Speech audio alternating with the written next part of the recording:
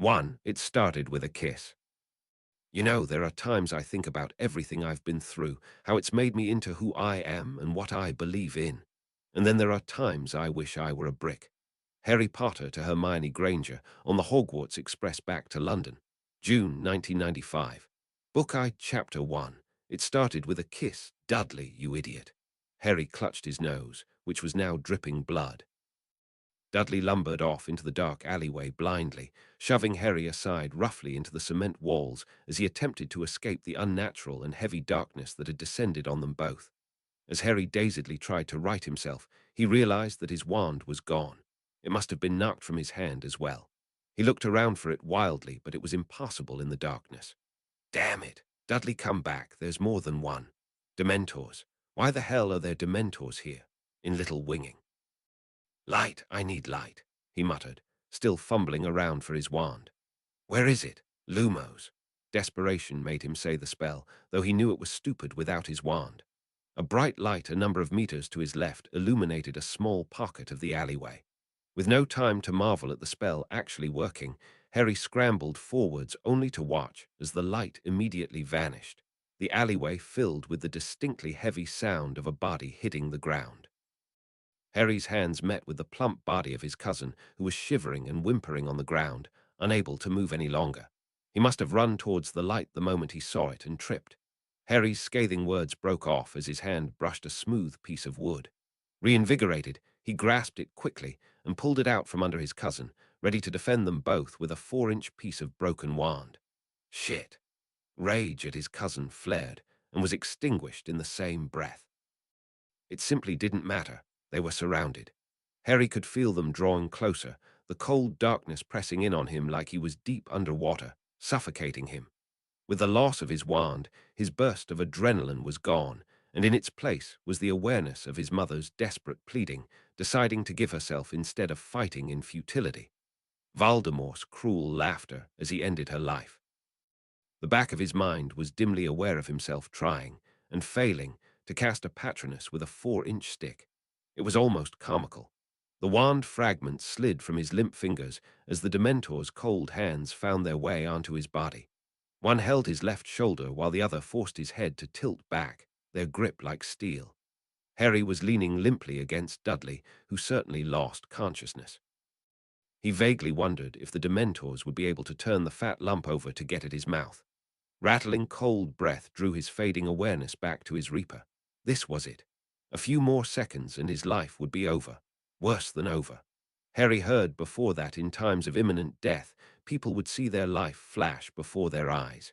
Suffice it to say, it wasn't much of a highlight reel. Roman 20 tilde many weeks earlier Roman 20, the day of Voldemort's return marked many things for the wizarding world.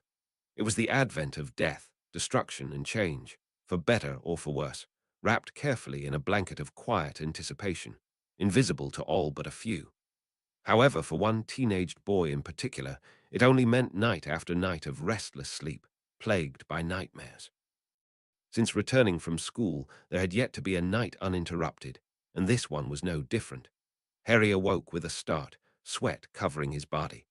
His scar twinged painfully in the darkness, which had an unnatural closeness to it. It took him a moment to realize that he was staring at the underside of his bed. He must have fallen out of it while thrashing around and wound up in this position, sheets awkwardly coiled around him. He did his best to extricate himself from the awkward position and sat up, leaning his back against the hard wooden frame of the small bed, taking slow breaths to calm the tenseness he was feeling. The scar gave another painful twinge, making him wince. It always hurt, ever since that day nearly a month ago. A dull ache that had become as familiar and unwelcome as the sight of his damned relatives. His heart rate was calmer now, and he let his head fall back onto the worn mattress in weariness. Another dream of the graveyard, of Cedric's lifeless body, his eyes empty and staring. Trying and failing to escape from the mass of Death Eaters, his wand too heavy to lift, his body too sluggish to run. And he would wake much like he did today, breathing heavily and banging his head on the bed frame. Sometimes, though, Harry would find himself in a much different setting. Meetings with hooded figures, the execution of a Muggle family. Moments of quiet as he looked out of a window to darkened grounds beyond, always focusing in at the last second on his snake-like reflection. The red eyes that met his own. Lord Voldemort, the freshly returned nightmare of Britain's past. And yet, Harry dealt with bad dreams the same way his whole life. Given enough time, sleep would eventually come, and once more become something to take away his troubles, if only temporarily. A rustle of feathers drew his attention to the open window where Hedwig perched, watching him silently. Her head tilted minutely, and she hooted softly. Harry just gave her a tired half-smile. "I know, girl. I'll be fine."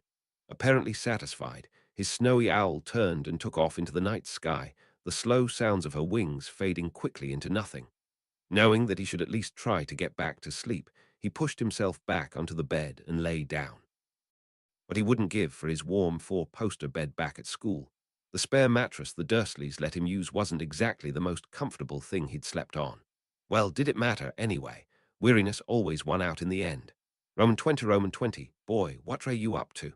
Harry glanced over at Uncle Vernon to see narrowed eyes looking at him in suspicion. "Watching the news," Harry said flatly, his own gaze returning to the television. A newscaster was talking about an armed robbery that happened in a part of London. "The news," repeated Vernon, his face scrunched up as if he smelled something foul. "As if a freak like you would want to know anything about our news."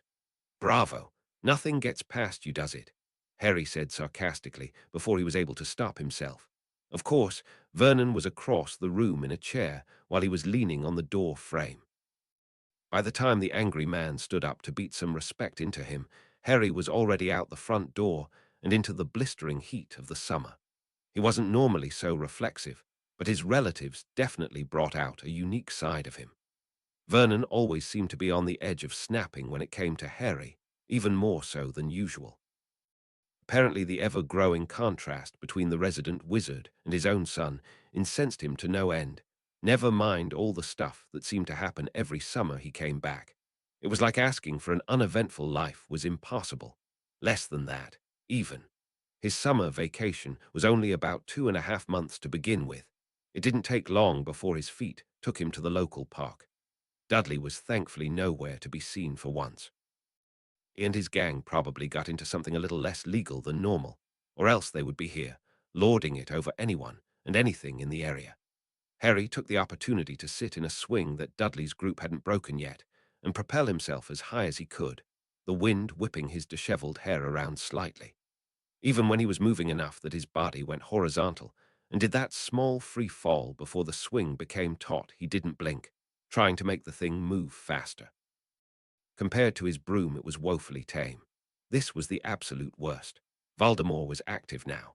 After more than a dozen years, he finally regained a body. Considering the man's past, the lack of breaking news was unnerving, to say the least. Harry assumed that there would be mass killings and destruction almost at once, but so far it was either being covered up from the Muggles extremely well or Voldemort was laying low. No odd disappearances either. It was equally frustrating because he didn't know exactly what to expect to begin with. He knew next to nothing about the First War other than that his parents' generation was ravaged to an extent. Not like it would make any difference if he did. One way or another, no one was telling him a single thing as to what was going on. All he had were extremely vague letters from Ron and Hermione, who were clearly in the same place, about absolutely nothing. The only thing Harry knew was that they knew a lot more than he did, which in itself was ridiculous, because he was exponentially more involved in whatever Voldemort was planning than they ever would be. But no, he was forced to contend with positively infuriating Post until something changed, if ever. Or better yet, they could do what Dumbledore always did, and just say that it wasn't time yet for him to know. Whatever. Wood chips and dirt launched into the air as Harry's feet viciously liberated a line of the playground's floor. Harry hopped off the swing when the sunlight began to fade. Another day wasted in pointless frustration, which bled out of him with the dying light of the evening. He knew that it wasn't completely their fault.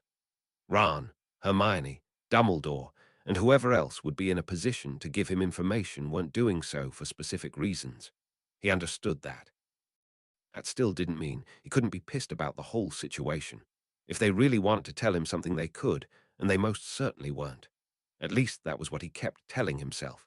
It also didn't help his mood that he felt like he was being watched whenever he went out.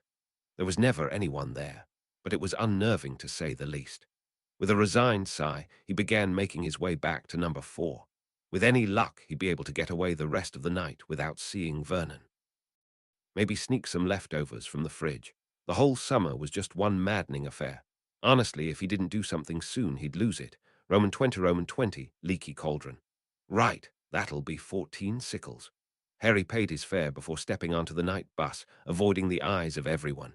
He had an old cap of Dudley's he'd nicked pulled low over his forehead to hide his scar. Considering its size, it was perfect. "What's your name again?" asked Stan, looking curiously at Harry as he passed. "None of your business, I reckon," said Harry gruffly, pulling the brim of the cap lower. He made his way to one of the seats further back, away from the irritatingly nosy Stan Shunpike. Harry looked at his reflection in the window as the bus blasted off at breakneck speeds. His mouth was traced in a half-scowl, half-grimace. "If I had greasy hair, I'd look like Snape. He always looks like something crawled up his ass and died."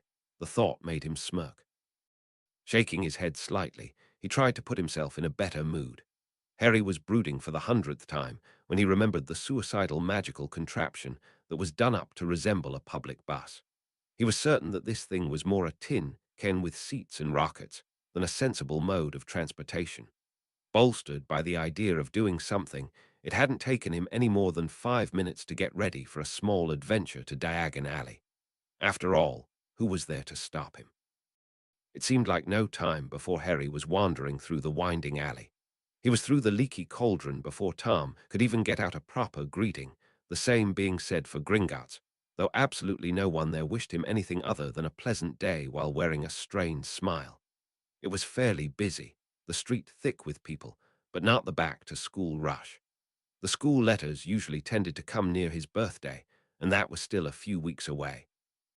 So caught up in simply looking around, Harry didn't realize he had no idea where he was until a random witch asked him for directions to a store he'd never heard of.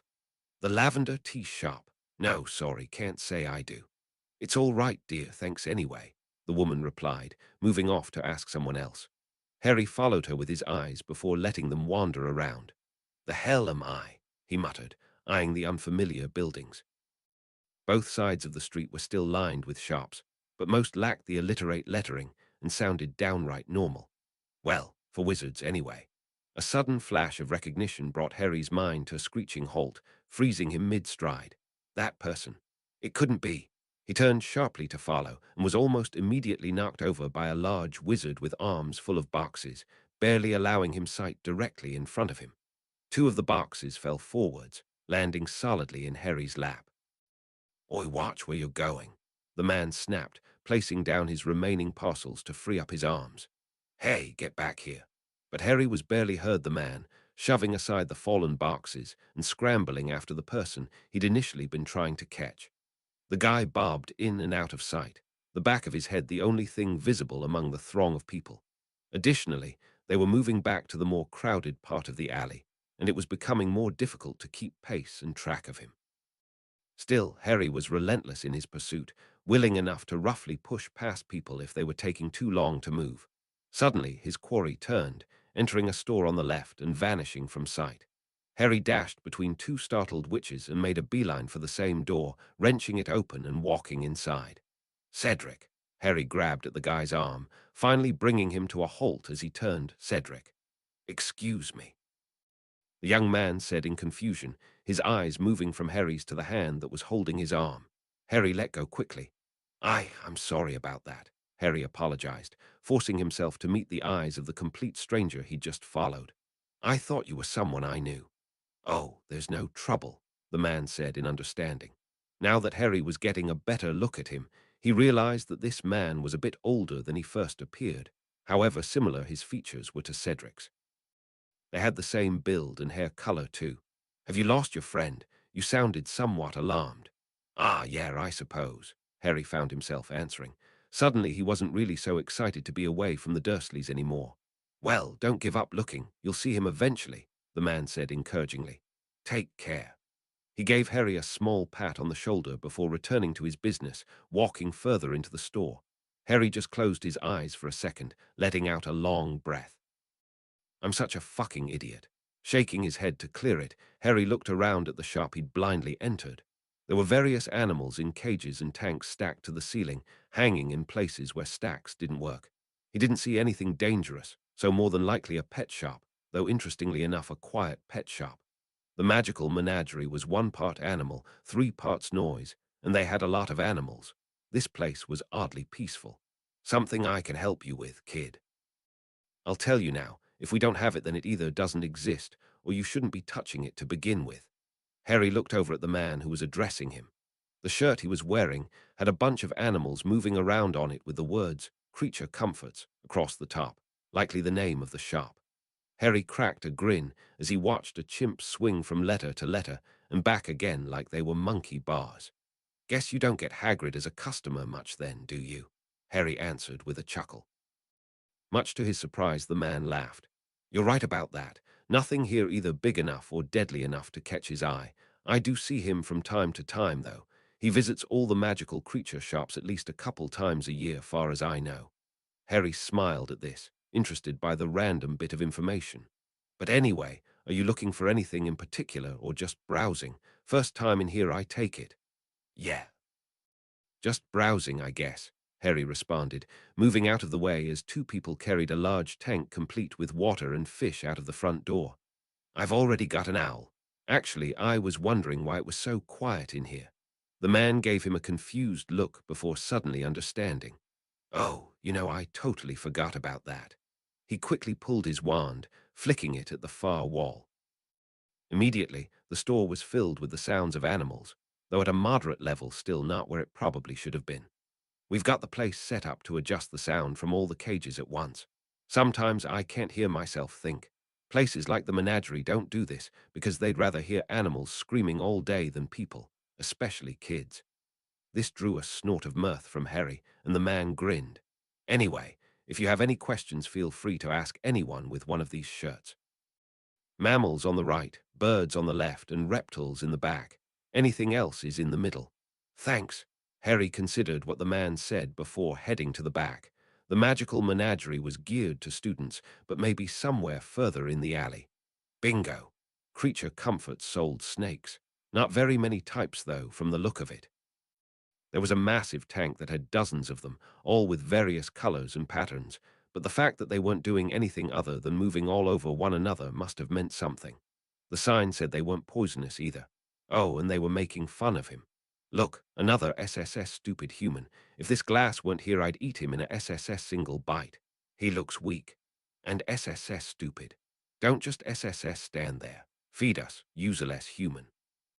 Perhaps he's looking at his ugly reflection. The SSS seems frozen in shock.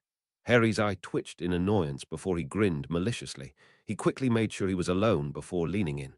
"You know," he began, his words silencing the entire group of snakes as they stopped in their tracks. "I suddenly feel the desire to have a snake for my next meal. I'm SSSSO hungry too. Shall I eat you all?" In an amazing display of coordination, every snake in the tank moved directly in front of him, forming nice even lines as they all stared up into his eyes. A SSS speaker. They all hissed in awe, their upper snake bodies bowing as one. "Forgive us, we are unworthy. Come again." XX. Eventually, Harry returned to the stores that he visited regularly, easily able to find his way back to the area he was familiar with from the pet store. His encounter with the odd cult of snakes was still causing him to chuckle at random times. He'd definitely need to visit them again as the summer went on. Quality Quidditch supplies kept him occupied for some time before he headed over to Ileps just to see the owls. He always liked to check to see if they had any snowy owls as fine as Hedwig, but they never did. It made Hedwig seem even more special than she already was. Stopping by Madame Malkin's, Harry was quickly fitted for a plain black robe that he could go around in while in the alley without sticking out too much. He also picked up some underwear. You really could never have too much underwear. Or socks, for that matter. He'd only been in the bookstore for 10 minutes before a thought struck him. Weren't there books about Voldemort? After all, there were plenty about himself. Hermione practically introduced herself to him on the Hogwarts Express by listing a bunch of books that she'd learned about him in. A shocking experience, really. The rise and fall of something. No matter, he could just ask.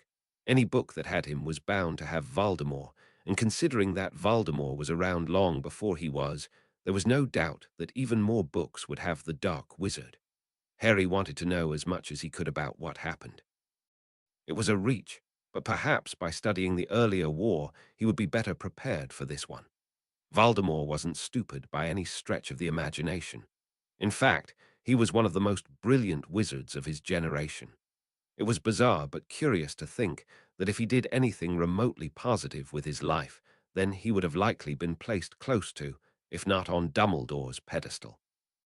Unfortunately for the world, Voldemort did go the serial killing path of apparent world domination, culling those with impure blood, and became a dark wizard. Books would only help Harry so much, but any bit of information was better than none. Anything that might help keep him alive, as any normal almost 15-year-old would be worrying about in his day-to-day life. By the time he was done, he sat in the leaky cauldron at about 3 in the afternoon, eating a well-deserved late lunch. He had also ordered dinner to go for later. Hands down, this was the best day of the summer. He would keep doing as he was, checking the news and trying to coax out any information from anyone, but now he wouldn't be going spare in between when he was trying all that. At least he now had some new things to read that could help prepare him for what was ahead. Roman 20, Harry finished the final line of his Transfiguration essay with a flourish. His homework was much easier than he initially anticipated, even though he was going into his owl year. He wondered if Hermione finished her homework yet. Always a chance, even though it was almost his birthday. Just 1 week to go. There was no question that Ron didn't do any of his yet. Why the hell did we take divination? Harry asked himself for the 1,000th time, not even bothering to do the summer assignment. What an immense waste of time. He should have taken ancient runes or something. The class would have been a tough one in his 3rd year, but it certainly would have been better than the bullshit that the crazy predicting bat put him through each week. Having someone predict your death every time you saw them was a bit annoying, to say the least. Heaving another small sigh, he put away his Transfiguration and took out his charms work. In what seemed to be a stroke of genius, Harry decided to do the most troublesome homework first and the easiest last. Potions, as the one that always required the most work, went first. Charms was his last assignment. In doing so, he felt lighter after completing each one, his task becoming easier rather than harder. Putting his book on the desk, Harry glanced at a letter he got earlier. The initial anger he felt dissipated after a few days, but there was still nothing positive about how it left him now. Harry, it has come to my attention that you visited Diagon Alley today. Though I know your aunt and uncle's home is not somewhere you would rather be, there is no place safer for you. Diagon Alley, and anywhere else for that matter, are all vulnerable to attacks from Voldemort and his followers. It is imperative that you remain patient until we can collect you from your relatives. Hopefully, that can be some time by early August. Please do not worry us all by venturing off again. You are more important to us than you might think. Best, Albus Dumbledore. The letter arrived via Fawkes a few minutes after he returned from the alley that day. How did Dumbledore know? Was he actually being watched somehow? It was the only letter he received from the headmaster all summer, and it merely told him to stay put. No information, not even a "how are you?" He wasn't particularly keen on having a row with the headmaster, but felt he had every right to. The past few days were the most enjoyable of any time ever spent in the Dursleys' wretched house. It didn't help the old man that he was the one who thought it wise to place Harry with his relatives in the first place, instead of with anyone else where he might have actually enjoyed growing up, or at least been referred to by his own name instead of boy or freak. He would have probably been happier with the Malfoys. By the time the grandfather clock downstairs struck midnight, Harry finished all of his work. Once more he lay on the floor, staring out the window into the night sky. Soon he'd be back at Hogwarts. Soon he'd be back in his own world. Roman 20, Harry rose from another restless night's sleep as Vernon pulled out of the driveway heading to work. He could hear his aunt moving around lightly downstairs and the walls vibrating slightly from the snores of his cousin. Moving quietly, he showered and returned to his room, throwing on the most form-fitting of Dudley's old clothing. He also slid his wand into the wand holster that he purchased from Ollivander's on one of his trips to the alley, which was charmed to be invisible among other things. It let him walk around in a t-shirt without fear of looking odd carrying a wand. Considering that this summer was one of the most brutally hot summers he ever experienced, it was well worth it. "What are you up to?" said Petunia as he came downstairs. She regarded him suspiciously. "Nothing worth giving me that look," he said bluntly, his own expression unimpressed. "You honestly think I would do something to give Uncle Vernon more of a reason to come after me?" It wasn't like Petunia ever raised her hand to him.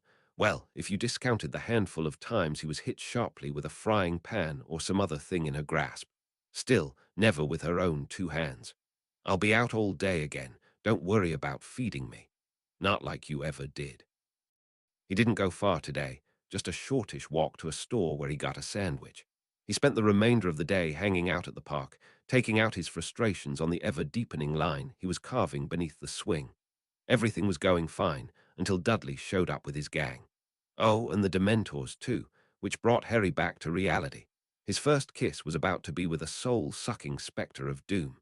Anger swelled in his lungs. Regret pooled in the pit of his stomach. His scar burned like liquid fire, and darkness took his mind. XXXXXXXXXXXXXXXX author's note. I hope you enjoyed the first chapter. To explain what I'm going for here is just a summer before 5th year that goes differently than the canon with huge consequences thereafter.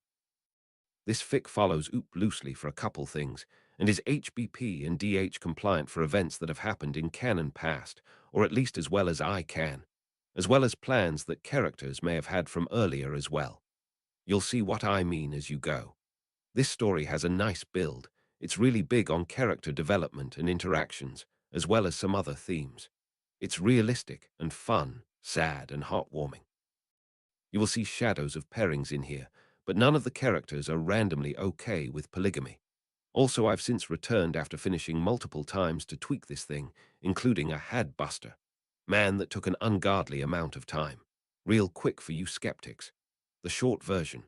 No slashing, bashing, guard mode Harry, Zeus ex machina Harry, Aka harems, or ribbons made of gold that tie 11-year-old fated lovers together. Fuck all that. Also, this story has since been updated and edited to fall more in line with FFnet content policies. Not to say there was anything crazy in here in the first place, but I wanted to make the note. This story is far and above what I originally put together over a decade ago. I hope you enjoy it. Please, let me know what you think by leaving a review. If anyone has any questions at any point in this thing, feel free to ask me in a review or a PM. 2. Harry Potter versus the Ministry of Magic. Petunia, have you seen the state of things lately? Frankly, I wonder what the idiots in the government are thinking, if they were even doing that to begin with. It might as well be run by monkeys. Vernon Dursley to Petunia Dursley over a pleasant, Harry-free dinner. Mid-July 1995. Chapter 2. Harry Potter versus the Ministry of Magic. Albus Dumbledore sat in a large chair he had conjured, eyes closed in thought, as he prepared for the meeting of the Anti-Dark Order of the Phoenix. He, along with a large number of people, were all gathered in the long kitchen of number 12 Grimmauld Place, the ancestral home of the Blacks. It certainly sounded impressive, but he'd long come to understand that it just meant the place was old, dusty, and alarmingly dangerous. Why else would they need to be meeting in the kitchen of all places? The sound of the door opened and closed shortly after, but he remained withdrawn from the low chattering. The past few weeks had been immensely stressful. He had lost his position on the Wisengamot, among other things, and was being slandered by the Daily Prophet. Not that Harry was spared from the corrupt paper either. The boy was being dragged through the mud nearly as much, made out to be an attention-seeking liar, and unhinged, potentially even dangerous considering the fact that he was a known Parselmouth. Oh, it was never overt, but it was hard to miss pretty much anything that referenced the boy who lived. His name was simply that sensational. That didn't even cover the rumors about him in general. It was much easier to pick on a boy who wasn't even 15 yet. Harry Potter. The rebellious attitude that had sprouted from him this summer was most unexpected. Harry had always followed his advice and general commands without much question before, so what had caused the shift? No, perhaps why was the better question. Additionally, Dumbledore opened his eyes and looked up at the ceiling where a few floors above, Harry lay still unconscious. Having just placed him there a short time ago, Nobody but Sirius knew fully of Harry's condition. "We're all here, Albus," said Arthur Weasley softly. The headmaster just nodded and looked around, meeting the eyes of everyone.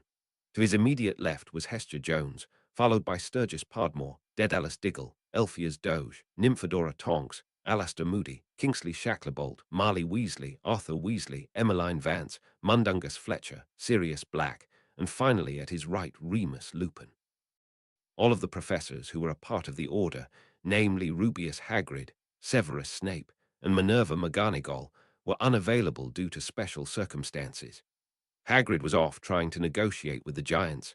Severus was currently busy for Voldemort, and Minerva was too tied up with the new students and other things that went with being deputy headmistress. Summers were always a bit trying for her.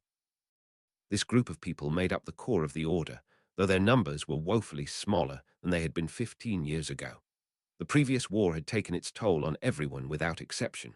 Still, they would grow in the coming months, of this he had no doubt. Theirs was, after all, a call worth rallying to. "Then I call this meeting of the Order of the Phoenix to order. I have some information that you are all no doubt eager to know regarding the incident of a few days ago. However, I will save that for last. Let's get everything else out of the way first. Remus." The ex-defense professor nodded and stood, allowing everyone to see him more clearly. "Right. As you know, I've been meeting with members of werewolf communities to see if Voldemort has been reaching out yet. So far, I haven't seen anything that would suggest it, however." His face became grim. "Greyback has resurfaced and has a very large following already, though he's keeping out of sight for now. It will be only a matter of time before Voldemort draws him in. Greyback wouldn't hesitate to take an offer from him." As members of the Order posed him questions, the meeting continued in a typical fashion. Each person provided what information they could gather from their various contacts in and out of the ministry, while the few that were actively on missions reported on the status of those as well. Voldemort being in hiding meant that overall there was little to bring up, but even the smallest bits of information helped paint a broader picture. The sooner they were certain of the man's motives, the better they could preempt them. Once the last member reported and discussions had ended, Dumbledore addressed them all. "As many of you have no doubt heard, Harry was recently attacked near his relative's house. It was also our misfortune that the person on guard duty at that particular moment was unable to make it in time to assist." Mundungus gave an almost imperceptible flinch, which did not go unnoticed, though nobody made any move to address him. Many of them were guilty of taking a minute for a bathroom break during guard duty on Harry. Fact of the matter was that nothing actually happened to the boy. "Who was it, Albus?" asked Doge after a moment, his quiet voice cutting over the muttering. "Dementors," said Dumbledore gravely. Predictably, his words were met with shock. "We have rogue Dementors floating around."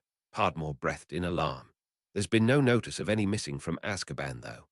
My inquiries have also come up with more questions than answers," the headmaster said grimly, causing more than a few to exchange looks. Indeed, if it wasn't a rogue Dementor, then the real question was how did the Dementors end up there in the first place? The possibilities left all present with an uncomfortable feeling in their guts. Did he drive them away? Marley managed to get out.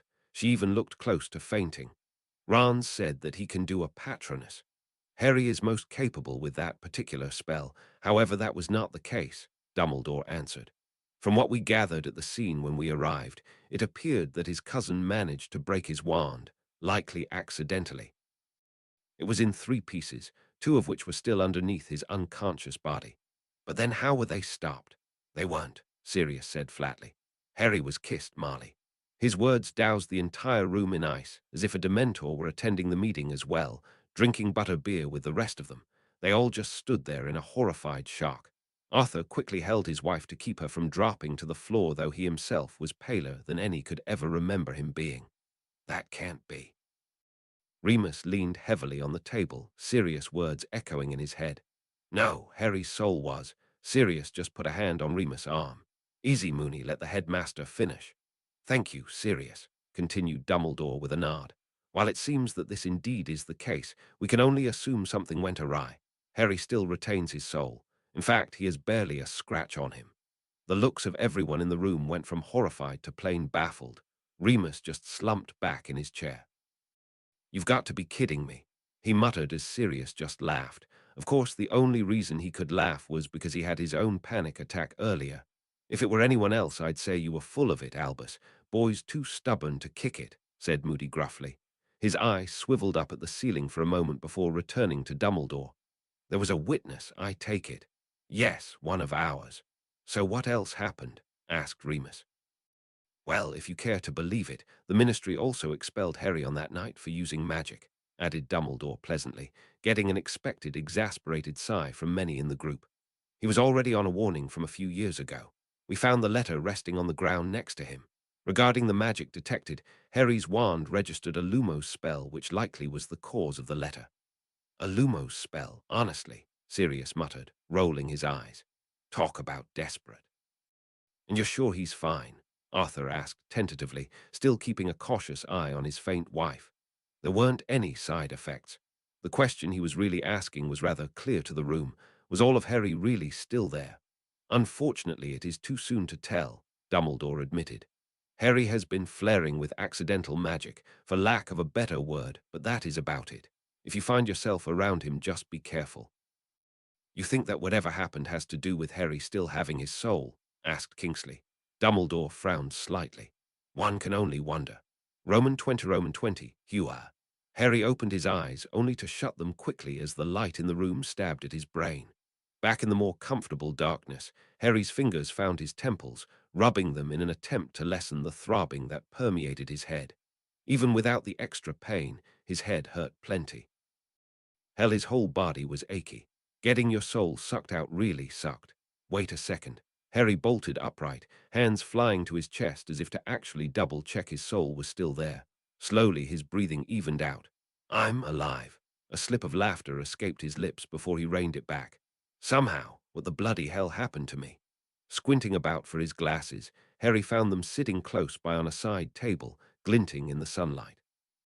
Cleaning them against his shirt, Harry pushed them on and looked around. Well, at least I'm not in the hospital wing. The room was decorated with old-looking but elegant furniture. Of course, the more popping aspect of the room was the blatantly Gryffindor color scheme of everything and various posters of motorcycles, attractive witches, and muggle actresses in less-than-proper poses that plastered every inch of the walls. One of the witches caught his eye and winked playfully. There was a second yawn, though this time he was aware that it hadn't come from him. Looking to the source of the sound, Harry found that he had overlooked something in his initial inspection of his location. Someone, to be more precise. There was a girl sitting backwards on a chair, straddling it. She had her head buried in her arms that were crossed over the chair's back. Curly black hair spilled from her head, covering everything else. Hey, you awake? The girl gave a small grunt before lifting her head, an eye visible beneath her mass of hair. A hand detached itself from the chair and moved to grasp a lock of the hair, holding it for inspection for a moment before she sat up fully and shook her head rigorously. About to say something else, Harry pulled up short as the girl's hair went to a shocking shade of pink, shortening a fair amount as well as becoming fairly straight. That's way better, she muttered, now re-examining her hair in a wall mirror as she passed her fingers through it. Come on, you haven't slipped up in years. Ah, hi. Hey, Harry, she said, still distracted by her appearance, as if she were wondering if anything else wasn't what it should be. I think you mean nice to meet you, he responded, quickly taking the opportunity to confirm he was wearing something under the sheets. She looked confused for a second before something apparently clicked in her head. Ah, yeah, you're right. You've never actually seen me. I've only ever seen you. Wait, what? You know how people have been guarding you all summer, right? I was one of them. Got guard duty a lot after you started wandering about the alley. You know, you're a pretty good gardener. She suddenly flinched as the mirror she had just been looking in shattered.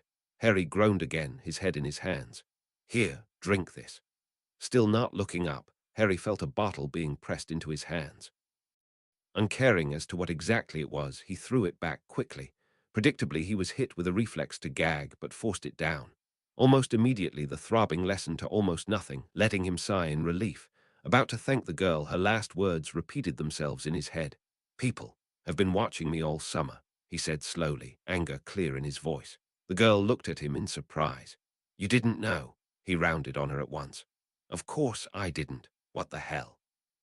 Crap, I think I said something I shouldn't have. she muttered. Hey, Harry, let's start over, yeah. Nice to meet you, I'm Tonks.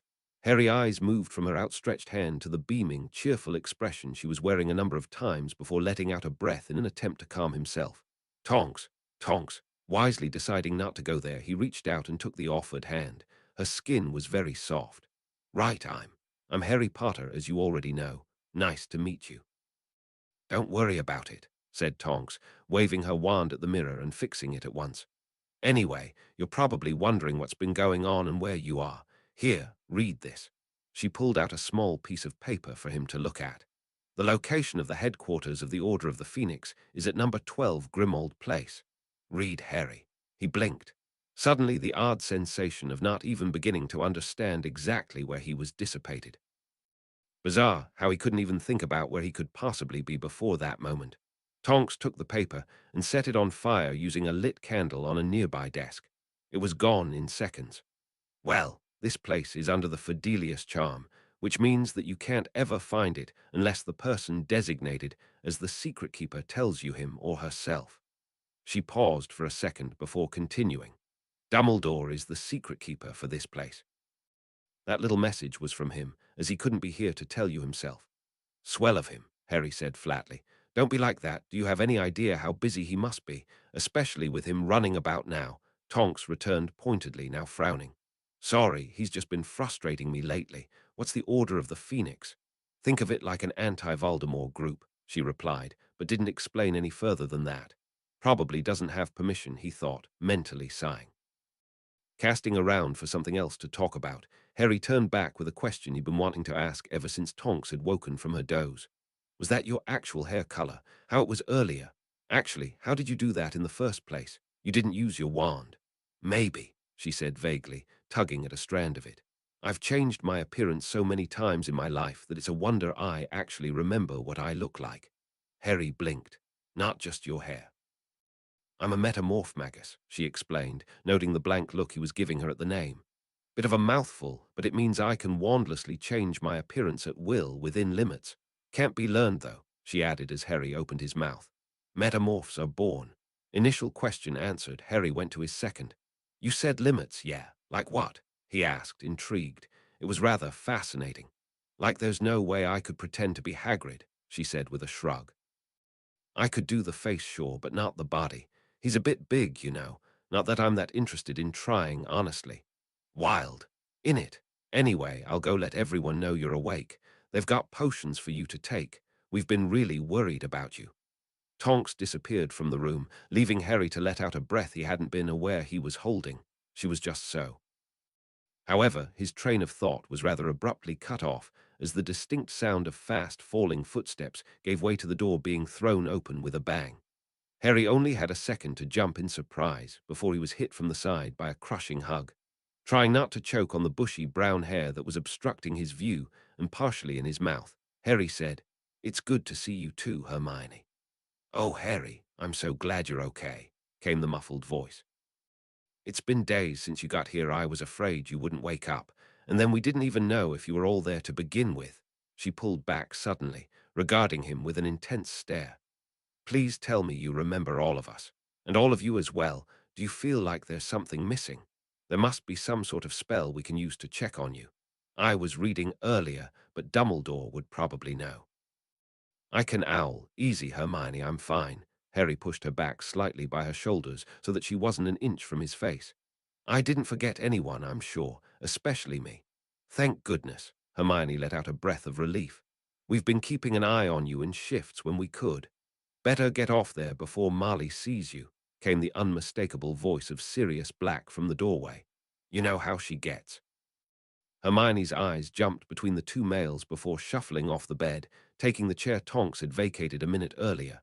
"Come off it, you know it isn't like that," she retorted, though her cheeks were a tad pink. Sirius just blinked before giving a laugh.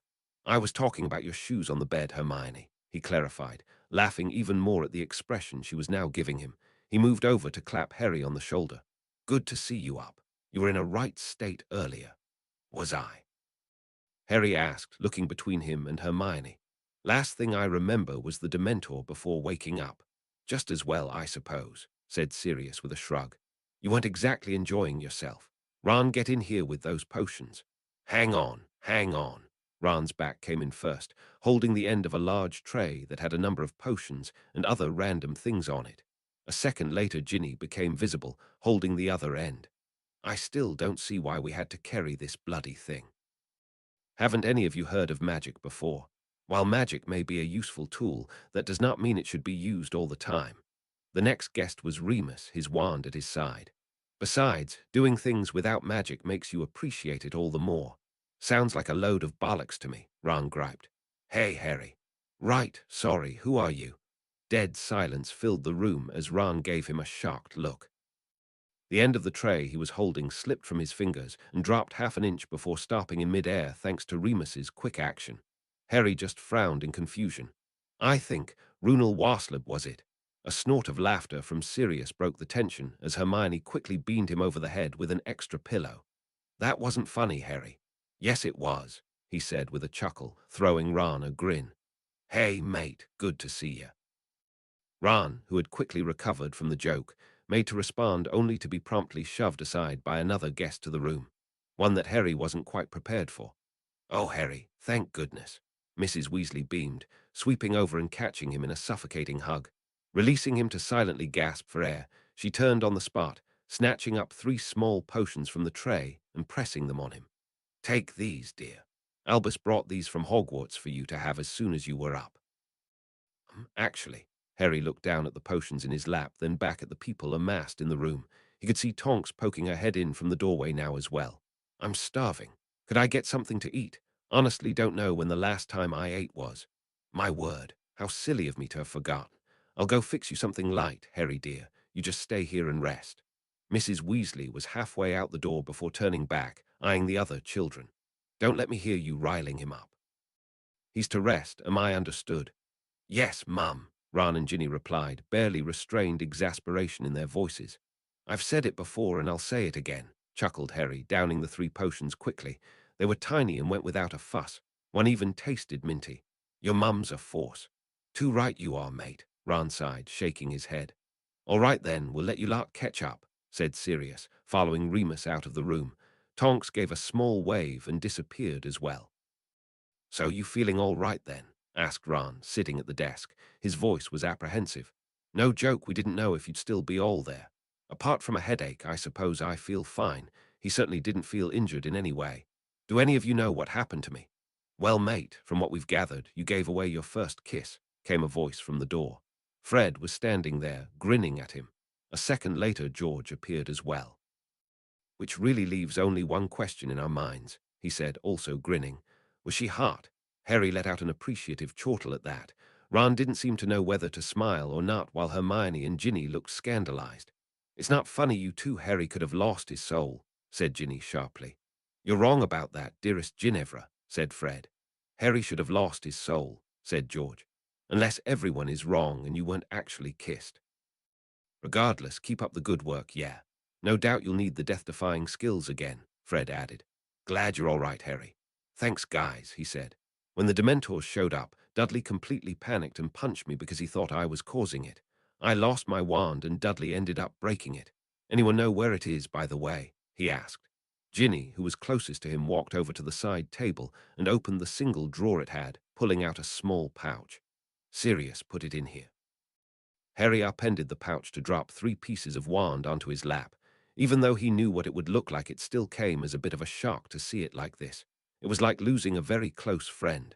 Right depressing this is, he muttered, holding up the base. Anyway, I tried to cast a Patronus, but it obviously didn't work. The Dementor got right on top of me, and that was it. Everyone in the room took a collective shudder. It was a horrifying thing to envision.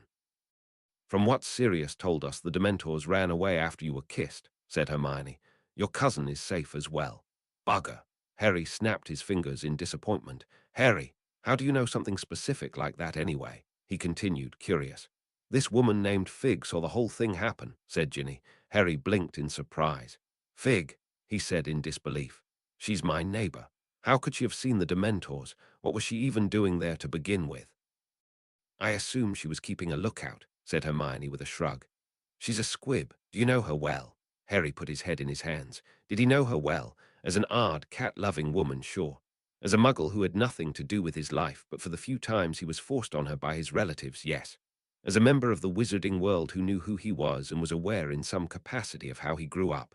No, no, he didn't. Dumbledore, he muttered, of course. Fig had moved to her home around the time that he had been dumped on the Dursleys' generosity.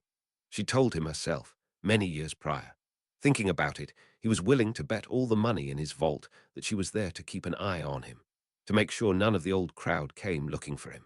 And a fat lot of good that ended up doing him. A sudden yelp brought him back to reality. Ginny had jumped back from the mirror on the wall, which had shattered again. Everyone else was clearly on edge. Harry gave the youngest Weasley an apologetic look. She'd been standing rather close to it. "Sorry, Ginny." "Esake," she said, standing at a more reasonable distance from anything glass. Fred just waved his wand at the mirror. "Reparo." The glass instantly repaired itself. At that moment the door opened again. Mrs. Weasley had returned, a plate with a sandwich in one hand and a pitcher of water in the other.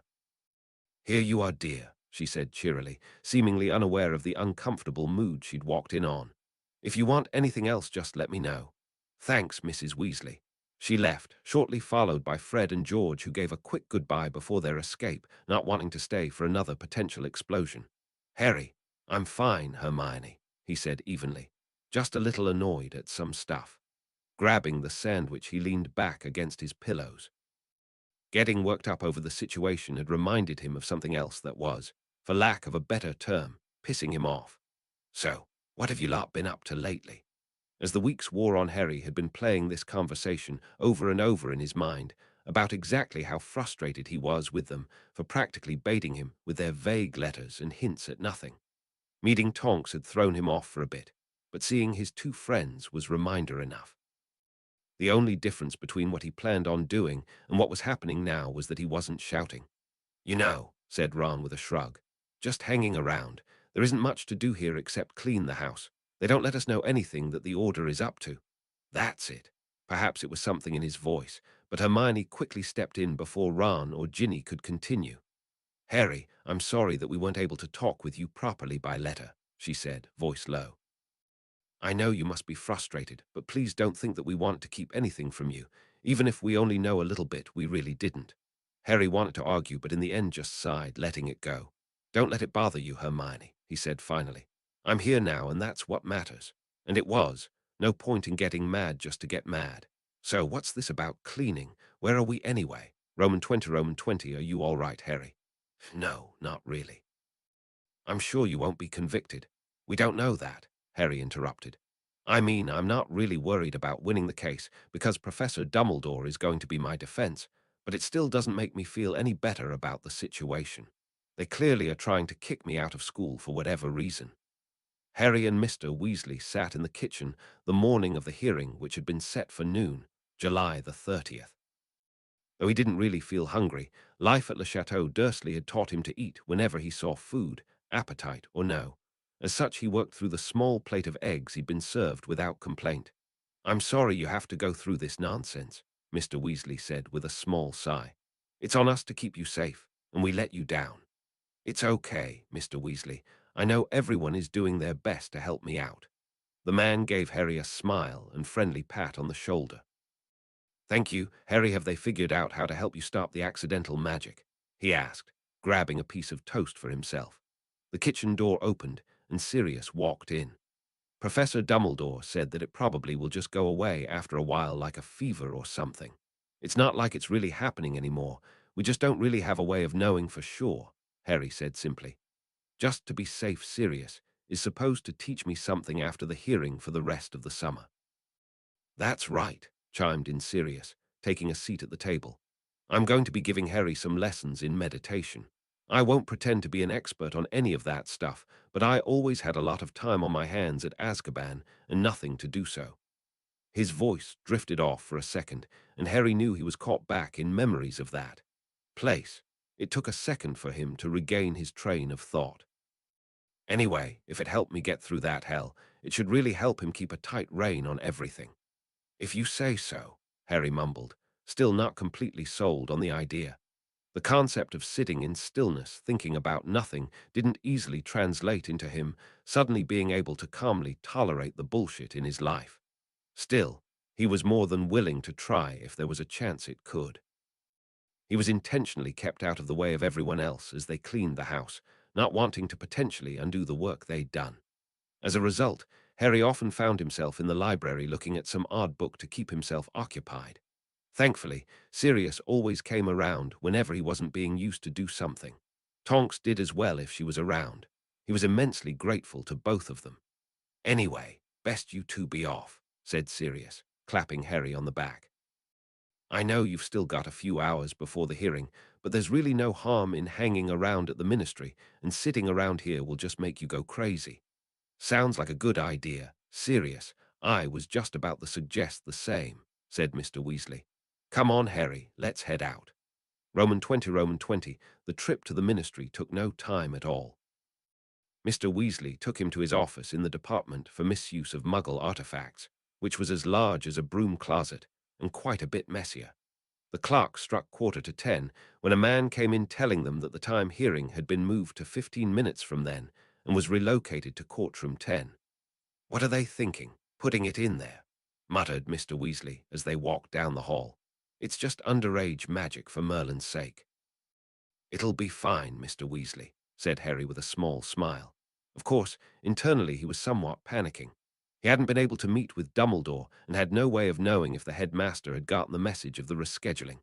So, as usual when faced with a situation he had absolutely no idea how to get out of, he began to think, rapidly. "Well then, I wish you luck, Harry," he said with a pat on the boy's shoulder. They had reached the doors. "I can't go in there with you, unfortunately." "You'll do fine, though. Just stick to the facts and it should all work out." "Stick to the of course." He flashed the man a smile. "Thanks, Mr. Weasley. I'll see you later." Harry walked into the room and immediately froze. Without a doubt, he was in the courtroom that Barty Crouch Jr. had been convicted in. The one that all the Death Eaters had been convicted in, and this wasn't the only thing reminiscent of the scene. The tiered seats were filled with witches and wizards, all focused on him with varying expressions. Front and center sat Fudge in all his annoying glory, who was flanked by a squat woman who was wearing a bow in her hair and the most repulsive frilly pink cardigan under her Wisengamot robes. Eyes still moving, his attention fixed upon the final point of interest in the room, the only thing that was at ground level. His seat was a hard-backed chair that looked like it was made of wood and metal. Of course, the most notable feature was the chains hanging from the arms, stirring almost restlessly. He knew that those chains could come alive and bind him, unlikely as it was in this situation. "Mr. Potter, if you would take a seat, we may begin." Fudge's voice rolled over him, almost dismissive in its tone. "I'll stand, thanks," Harry said apprehensively, keeping away from the chair as he eyed it uneasily. Fudge gave him an annoyed look, but apparently there was nothing wrong with his decision as he immediately began speaking to the room at large, getting the official business out of the way. Harry looked behind him at the door, which remained resolutely closed. Still no sign of Dumbledore. His heart hammered in his chest. "Mr. Potter." Harry's eyes snapped back to Fudge, the now standing man looking down on him with a rather triumphant expression. "You have been summoned before us on the count of performing magic outside of school in the presence of a Muggle, no less. This is the second instance in which you have used magic in such a situation, and the penalty for so severely breaking the reasonable restriction of underage magic is expulsion from your place of schooling and your wand snapped, with it being illegal for you to possess one indefinitely henceforth."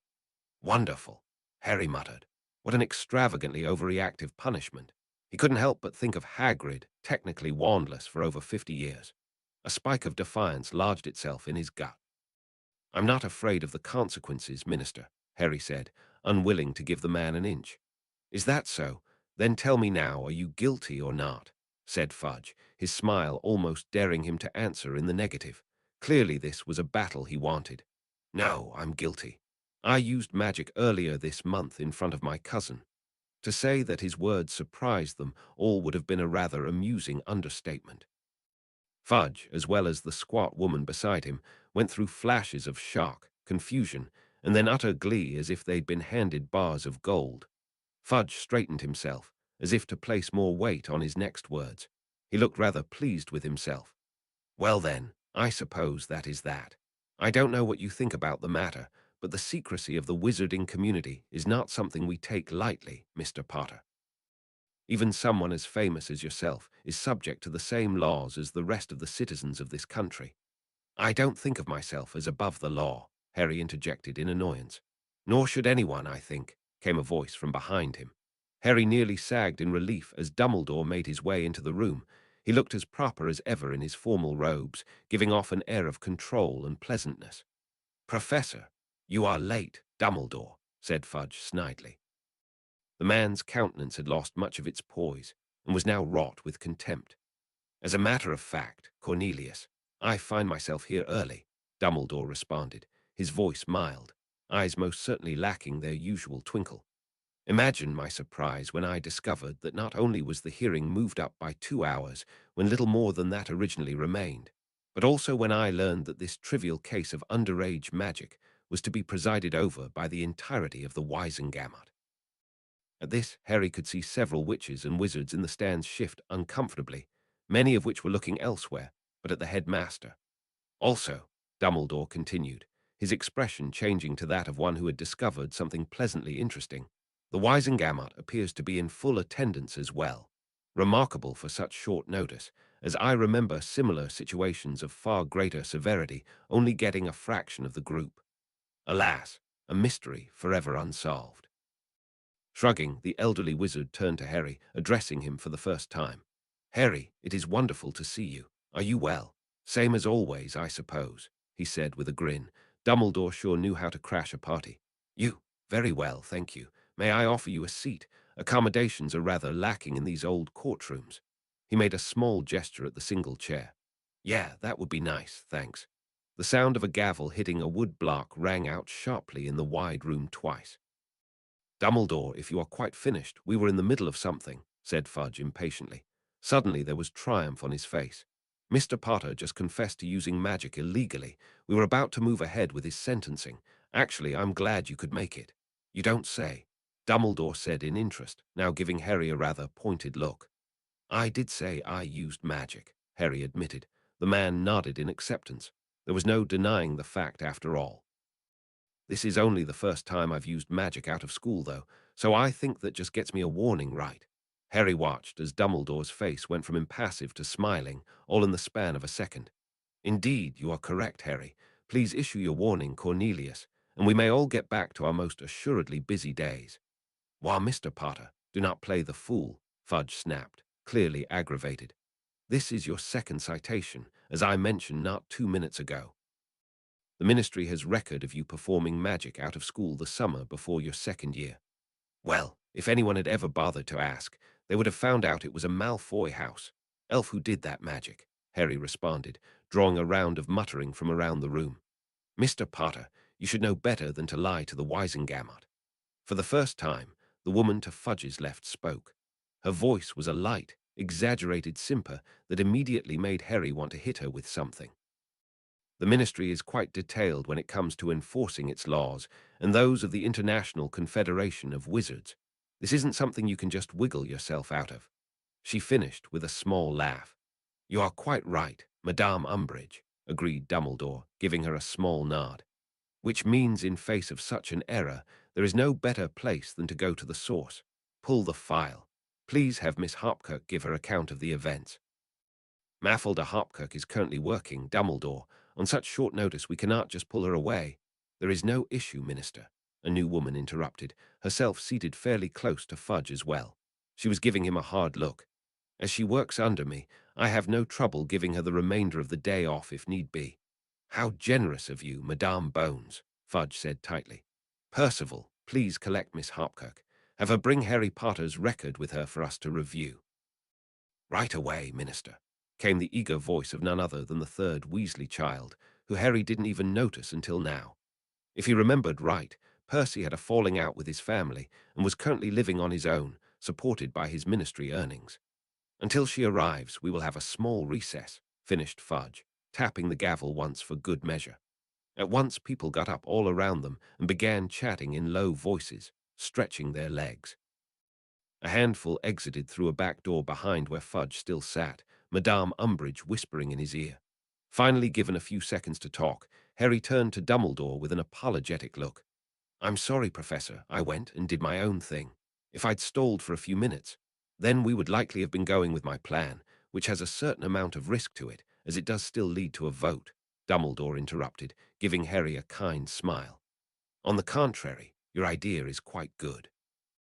The Wisengamot has always been, how to say, a somewhat more relaxed judicial body than our non-magical counterparts. Cases are often meandering affairs that can go on for days at a time, though of course that seems unlikely in this instance. Also, in the event it still does not go our way, I will bring up the Dementors. Arabella is waiting outside in the event she needs to be used as a witness. To be honest, I wanted to talk about them, but I couldn't bring myself to do it," Harry admitted. "It felt so awkward, and there was no way they'd believe me by myself. Unfortunately, I believe you are right in that respect," Dumbledore said with a nod. "I will approach Madame Bones about it privately. She is the optimal person who can use that information." "Who is she, by the way?" "Amelia Bones is the head of the Department of Magical Law Enforcement. She is essentially directly below the minister in terms of control over the ministry," the headmaster explained. Harry looked up at the woman who was sitting quietly in her seat, occasionally glancing to her side. Her focus seemed to be on him, however. He gave her a weak smile, to which she responded with slightly raised eyebrows. "She reminds me of McGonagall," Harry said out of the corner of his mouth. "Professor McGonagall, Harry," Dumbledore corrected absently, still looking around with polite interest. The doors opened a few minutes later, admitting Percy and a middle-aged woman trailing after him. She was wearing a pencil skirt under her work robes, silver-framed glasses adorning a rather nervous-looking face. Harry honestly didn't blame her in the slightest. He still hadn't completely rid himself of his jitters. As the Wisengamot returned to their seats, Fudge spoke in a bored voice. "Miss Hopkirk, if you would be so kind as to take a seat." Noting her alarm at the only seat that was available, Harry nudged Dumbledore and jerked his head minutely at the misfortunate woman. "Of course, here you are," said Dumbledore, generously providing her with comfortable seating near his own. "Thank you, Professor Dumbledore," said the woman, giving him a grateful smile. She still looked nervous, but it was less than before. "Dumbledore, if you would please take the file Miss Hopkirk has brought with her for us to review." Upon receiving the file, Fudge opened it, flipping through a number of sheets of parchment before coming to the one he needed. "Miss Hopkirk, do you remember sending out a letter to Mr. Potter recently for underage magic?" "Yes, of course," she affirmed. "Do you also recall sending out a letter to Mr. Potter 3 years ago for underage magic?" Fudge continued, now passing the file back down to Dumbledore for him to review before getting it back. "Yes, I do," she said after a second, fidgeting slightly in her seat.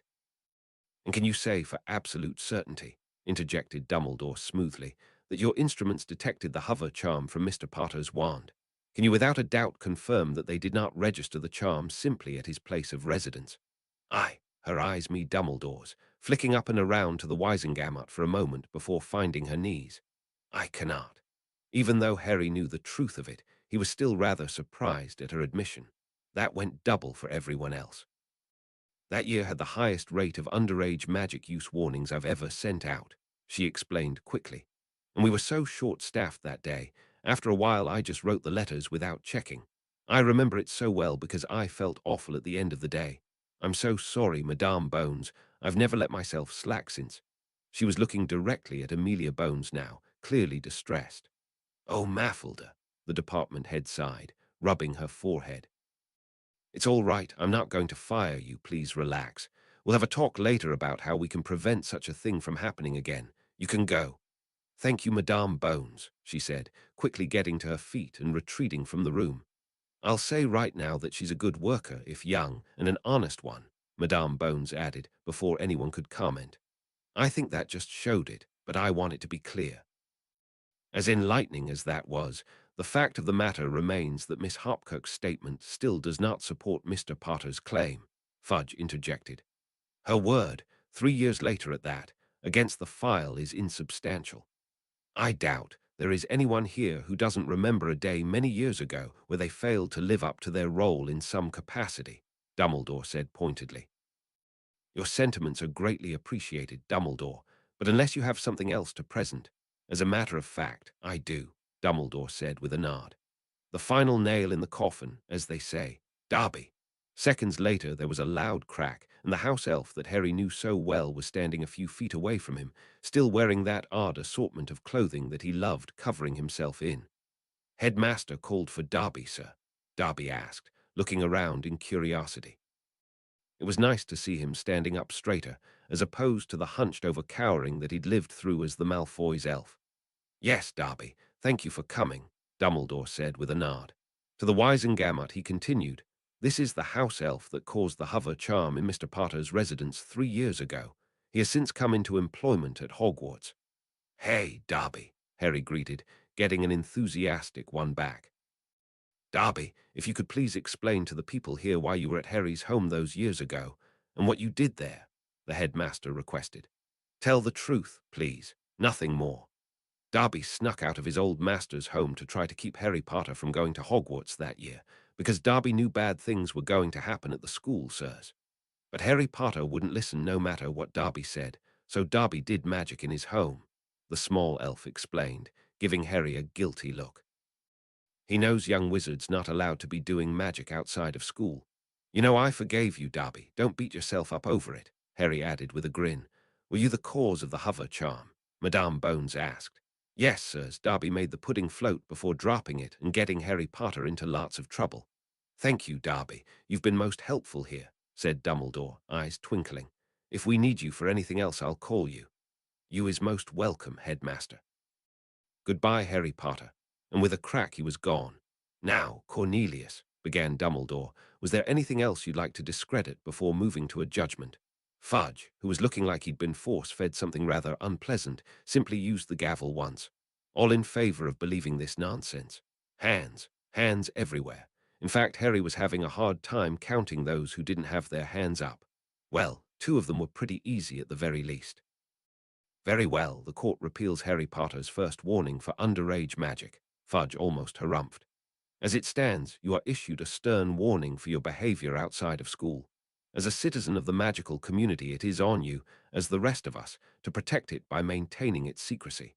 Believe me, if it happens again, the punishment will be no less severe than I stated earlier. Am I understood? Loud and clear, Minister, Harry said stiffly. Be proud, Harry, Dumbledore said brightly, leading him to the doors while the others began to file out. I believe you are the only wizard in history to be issued a formal warning for underage magic by the full Wizengamot. I thought I was a goner there for a bit, he admitted, feeling oddly free. Seriously, though, I'm starving. Can we get some food? In that case, allow me to show you to the food court, offered Dumbledore, holding the door for him. They have these wonderful little sausages. Roman 20, Harry, hurry up, Ron's being a pain. I'll be there in a minute. Harry shook his head before moving further away from the stairs leading to the kitchen. Dumbledore was waiting for him in a nearby room. With everyone else attending the party downstairs, the house was otherwise empty. Creature, Sirius's dreadful house elf, had made himself scarce, retreating to the quiet upper levels. Glad you could make it, Professor, said Harry, even if it's only for a minute or so. Are you sure you don't want to take a break? Unfortunately, I cannot. Even during the summer holidays, I have an immense amount of work at the castle. The order only adds to it. Yeah, it must be tough knowing all about what Voldemort's doing and stuff, Harry said dryly, making Dumbledore chuckle. My dear boy, even you know that was a rather weak attempt at baiting me, he said. Before Harry could retort, he continued patiently. I know that you have been more than frustrated with the status quo. Unfortunately, there are pieces of information that you are simply not ready to be told, and you will have to accept that. However, he continued, putting out a hand to further keep Harry silent, more than anything I do not want our relationship to become strained for any reason. And so this is my peace offering. Peace offering. Regarding Voldemort, he is currently doing everything in his power to remain hidden from the public.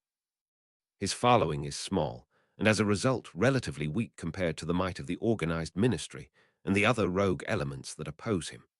I have no doubt that his most immediate goal is to rekindle the strength he had prior to his fall. Lucius Malfoy continues to whisper poison into Minister Fudge's ear, and there are undoubtedly many other Death Eater spies in the ministry. poised to bring it down when the time is right.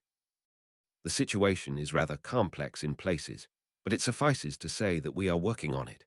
Presently, we are focusing on either stalling or outright preventing Voldemort from gaining allies that will be difficult or damaging to battle.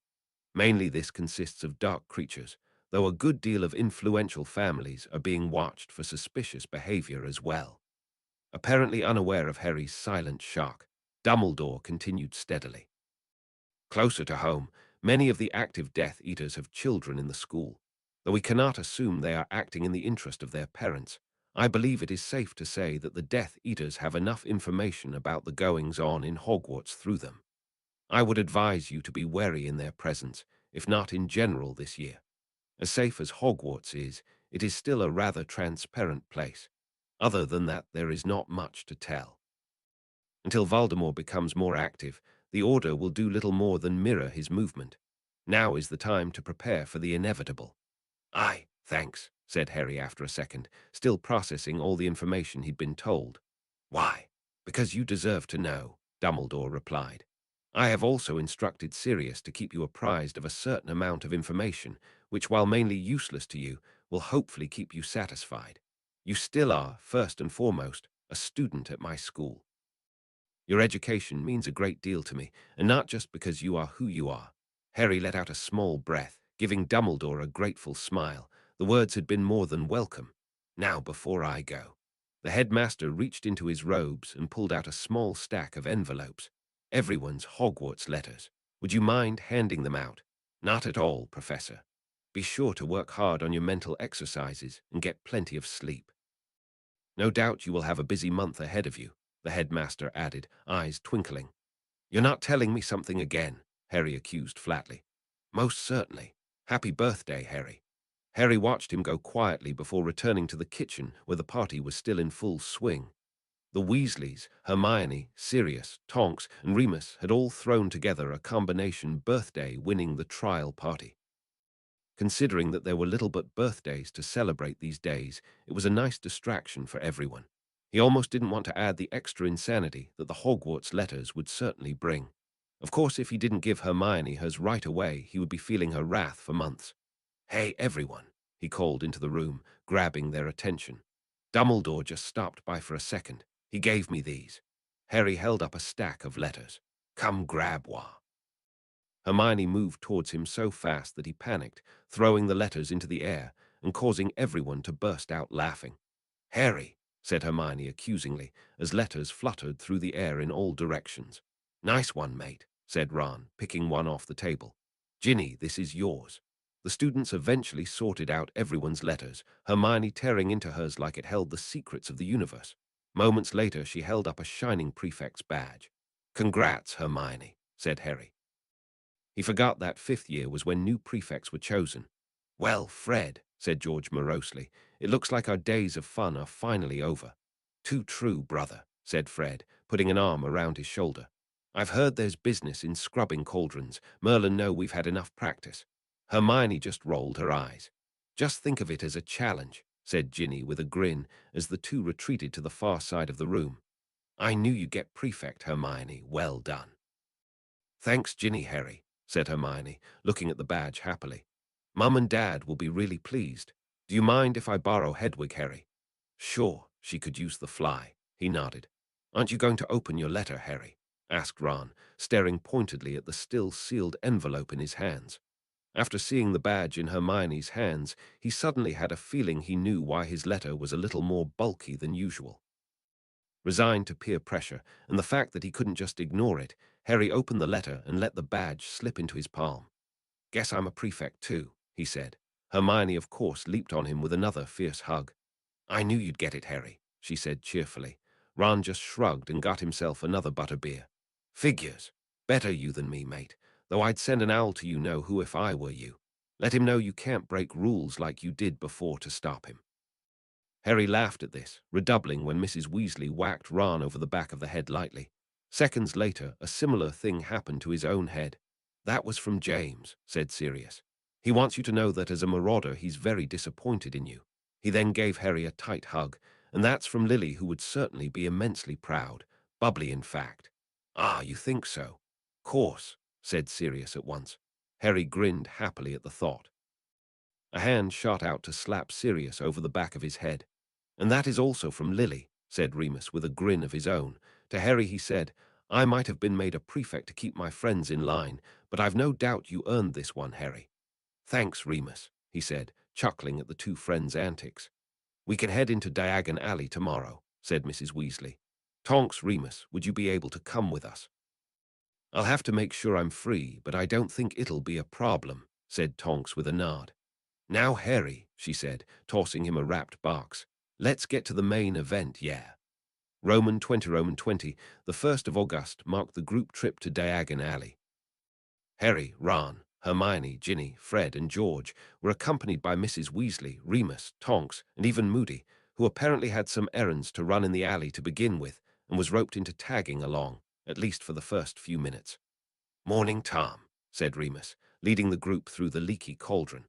The pub owner nodded back, too busy to reply. The place was certainly packed that day, barely giving them space to maneuver on their way to the back. As the entrance to the alley opened up, they found themselves facing an absolute mob of people. Geez, this place is crazy, said Harry, looking around. He could see other Hogwarts students, some of whom he knew by name, others by sight, all over the place with their families. Well, you know the drill, Gringotts first, said Mrs. Weasley, taking the lead and forging through the crowd. Harry dropped back to where Remus and Tonks were bringing up the rear. I don't need to go to Gringotts, and I want to check something out, nothing to do with school. Can one of you come with me while the others go get gold? Tonks exchanged a look with Remus and then nodded. All right, Harry, I'll come with you. Meet up with you later, Remus. They slowed down as he pulled ahead, rejoining the group. That's it, said Harry, surprised. What do you mean? Asked Tonks in confusion. I dunno. I thought it was dangerous to go off in small groups. I was honestly expecting you both to say no. I think you're severely underestimating my ability here, she frowned. You know that's not what I meant, Tonks. Fair enough, so where are we off to? Follow me. With just the two of them, they were able to squeeze through crowds the large group hadn't been able to and made good time down the road. After a minute, they passed Gringotts, and the crowd finally thinned out enough to give them some arm room. Harry, where are we going? Said Tonks after a minute, not having been this far into Diagon Alley in quite a while. Right, here, he said, pointing to a shop. The sign above the door read Creature Comforts. Never been. Why are we here? Asked Tonks, looking around in interest at the wide variety of colors that scattered the store. It was also semi-packed with shoppers and tourists. It's a fun store, and is something that some other pet shops don't carry in good quantity, he replied. Take a look around, I'll be towards the back. As Harry moved off, Tonks took the opportunity to explore a bit, stopping in a section filled with various types of birds. One whistled at her musically, making her pause and whistle something back. The bird in turn replied, and thus began a likely incomprehensible conversation between woman and bird, something that made everyone who was aware of it watch in a cross between wariness and amusement. Harry paused on his way to the back, watching her quietly. Tonks was attractive enough that pretty much everything she did, from munching on a snack to darting about with a wand in her hand, gave him a case of butterflies, particularly when she noticed him watching and would wink at him with a sly grin. She enjoyed flustering him, it seemed. Harry let out a small sigh. It was a little frustrating, actually, precisely how off guard she made him. Since when did he become someone who would warm up to a person with little more than a smile? But smile she did, and closed off he was not. With everything that had been happening lately, the ministry hearing, his lingering annoyance with his friends, the unrest over Voldemort, Harry was very grateful for the young woman's relaxing demeanor. A crash brought him back to reality, as in her excitement, Tonks had knocked over a different cage with a bunch of small birds in it, causing the door to pop open and the things to escape into the air. The shopkeeper began making a racket as well, tripling the sound level. Yes, he could say with absolute certainty that he'd never met anyone quite like Tonks before. Damn guy, she grumbled, walking back over to where he was standing. The way he's going on, it's like you'd think he had to catch all those birds by hand. Took him less time to do it than it did to shout at me for knocking the thing over. What are you looking at anyway? Snakes, what else? Tonks blinked in surprise before focusing on the glass tanks that lined the section of the wall. The handful of snakes on the edges of the area were moving about lazily, but the ones directly in front of Harry were all nothing less than captivated by him. Harry, they're staring at you." "Well, yeah, they recognize me from before," he said with a shrug. "I'm kind of their, overlord of sorts. That's the only problem with snakes raised to be pets. You meet a Parselmouth for the first time and end up awed into submission. All the others I've met have been a lot more like people." "Is that so?" The words were delivered with a flatlined expression. Not noticing, Harry crossed his arms with a frown. "See, apparently Parselmouths are supposed to have control over serpents, but I don't think it's as absolute as people make it sound. There's magic to the language, so I'd imagine willpower and intent mean a lot too. This group is just too easy, though." "And others aren't," Harry shrugged. "Well, no, not really, I suppose. It all depends on the situation. I've always wondered what else you could do with Parseltongue that didn't directly have to do with snakes. Makes for a good password. I don't mean to sound suspicious, but how in the world do you know about that kind of stuff?" She posed, arms crossed. "Considering, well, everything." Harry sighed and put his hands in his pockets. "Hermione did some pretty impressive research when she found out that I could talk to snakes. You have to admit it's pretty interesting, though it's still traditionally known for being the mark of a dark wizard. Most of what I know is from what she's found, though some of it is from just messing around. I still talk to snakes on occasion, just not where people can see me. I don't need the whole school to freak on again." Harry met Tonks's eyes for a long moment. "Does it unnerve you? Parseltongue, I mean." "No, of course not," she said at once. "When do you get the time to chat with snakes?" "Usually when I'm hanging out on the grounds by myself, they come find me," he said with a shrug. "They live in the forest. There's a lot of snakes in there." "I see. So what are they talking about to each other in there?" Tonks asked, mulling over what Harry said. He just snorted in mirth. "They constantly insult the people who come through this store," he said with a smirk. "It's all they've ever known, and I personally find it hysterical. Of course now they're just staring so." He shook his head and turned to face her. "Anyway, I just wanted to come check up on them like I promised I would when I was in the neighborhood. They're doing well here. The shopkeeper takes good care of them." "Well then, where do you want to go now?" "You're not going to tell me we have to go meet with the others?" asked Harry in surprise. He had assumed that she was going to want to get him back to everyone else as quickly as possible after his personal detour.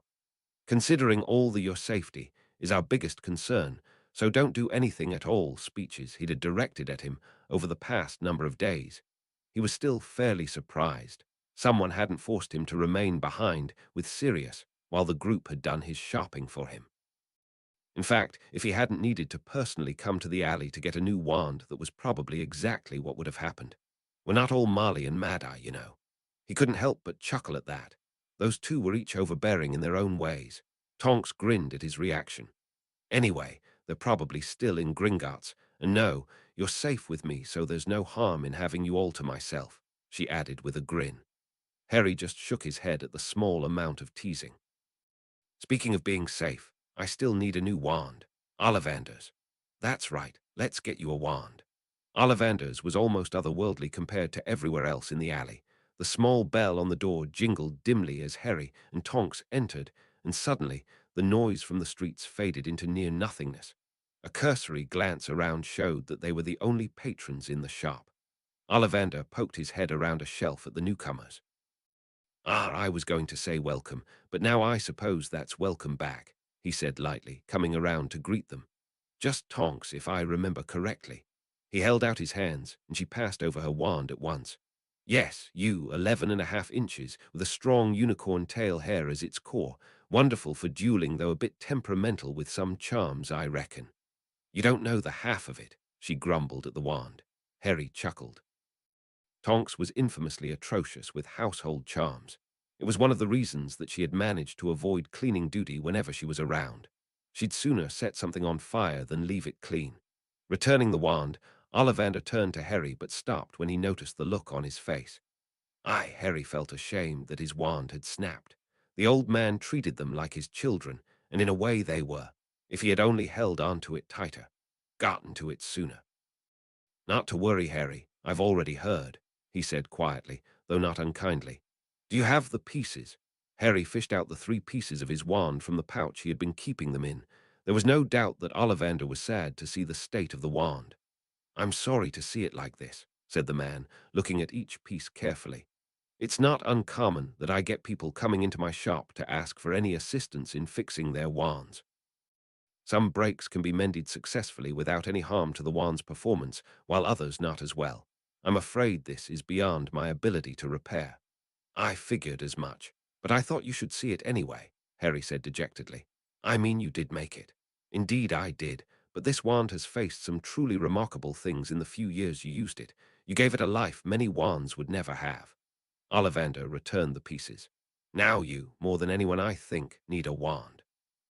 Albus has already spoken to me at length about the matter, particularly with regard to recent events.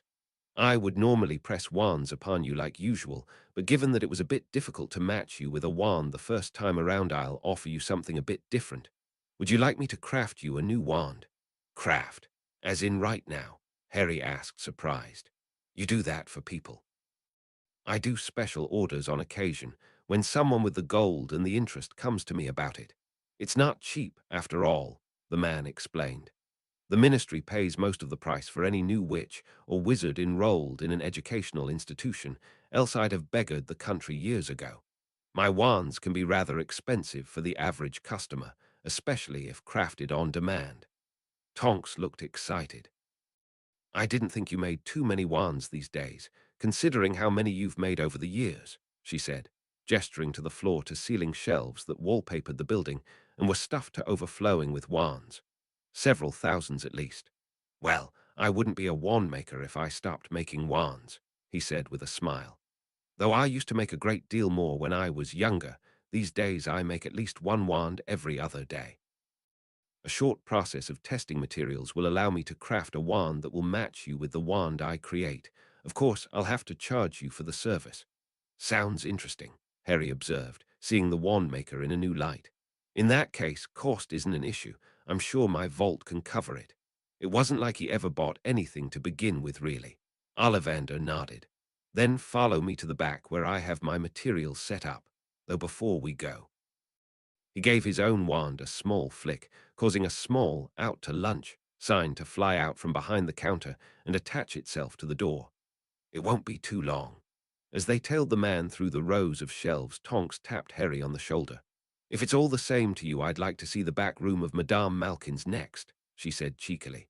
Harry covered a grin and shook his head. Tonks really was fun company. Here we are, said Ollivander, leading them into a smaller room that had a single work table and was surrounded by shelves of wood and other things. Now, Harry, I'd like for you to come over here and place your hand on each block of wood. Tell me which one gives you the best feeling. There were well over a dozen different colored wood blocks neatly lined up along one shelf. What exactly am I looking for? He asked curiously. You are looking for something that gives you the most positive reaction, Ollivander explained. Tonks just watched him in interest. Anything past that is irrelevant, as every person is different. You will probably have a good reaction to more than one wood, but just tell me what you think. Harry spent the next few minutes putting a hand on each block. The first few did nothing for him, feeling like the blocks of wood they were, but the fifth block felt pleasantly warm. This one's nice, he said, absently smiling. Ollivander's expression mimicked his own. I would think so. That block is Harley. Touch the others anyway. He continued along the line of blocks, most giving him nothing and some even making him pull his hand back with a shudder. This one, he said at last, holding up one of the final blocks. It was one of the darker ones and had red in it. I mostly got nothing from the blocks, some good, some bad. The Harley and another one a bit later both felt pretty nice, but this one is, I don't know, I'm a little taken aback by it. Ollivander took the block from him and looked down at it. The other one was you, but this is rosewood, he said, expression unreadable. Interesting, I never would have guessed, and I'm pretty good at that, as you both know. Is rosewood rare? Asked Tonks. No, not at all, said Ollivander, replacing the block and walking over to another shelf. With wands around here, it's a bit uncommon, I suppose. I haven't made many wands with rosewood. You'll find that in different areas of the world, different woods are more commonly used for the average witch or wizard's wand. Around here, I tend to sell a vast majority of holly, ash, birch, and yew wands. Elm, oak, willow, and mahogany are also fairly common. There are some rarer woods that I simply don't have that are also wand quality, but there's nothing I can do about that. Besides, you found exactly what you need right here. He shrugged.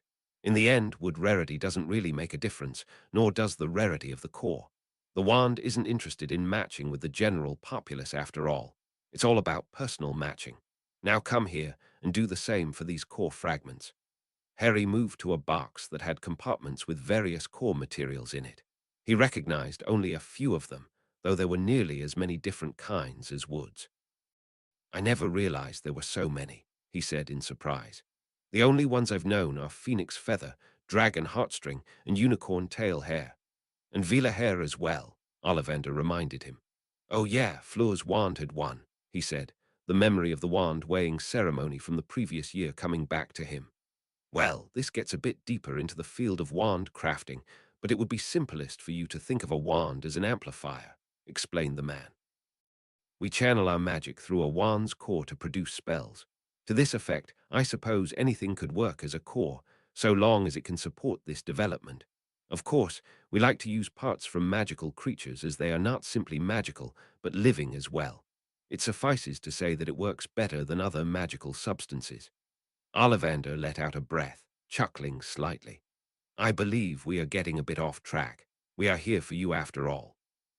Please test the different core materials and give me your opinion. Fairly excited now, Harry passed his hand over the box. Almost immediately he picked up the red and gold feather. An interesting fact, Ollivander began. The Potters were known to be quite partial to phoenixes. As far as I know, they all had phoenix feathers in their wands. Test the others, though I'd be surprised if he cut off as Harry picked up a small jar of liquid that wasn't a part of the set of core materials, instead resting a little to the right of the box, phoenix feather all but forgot. Harry, said Tonks, what's up? This feels wow. A lot nicer than the feather, he said, voice thick with curiosity. What is it? That is my jar of basilisk venom, said Ollivander, his eyebrows already in his hairline. Harry suppressed a shudder. Quite rare to come by, as you know, and incredibly magical.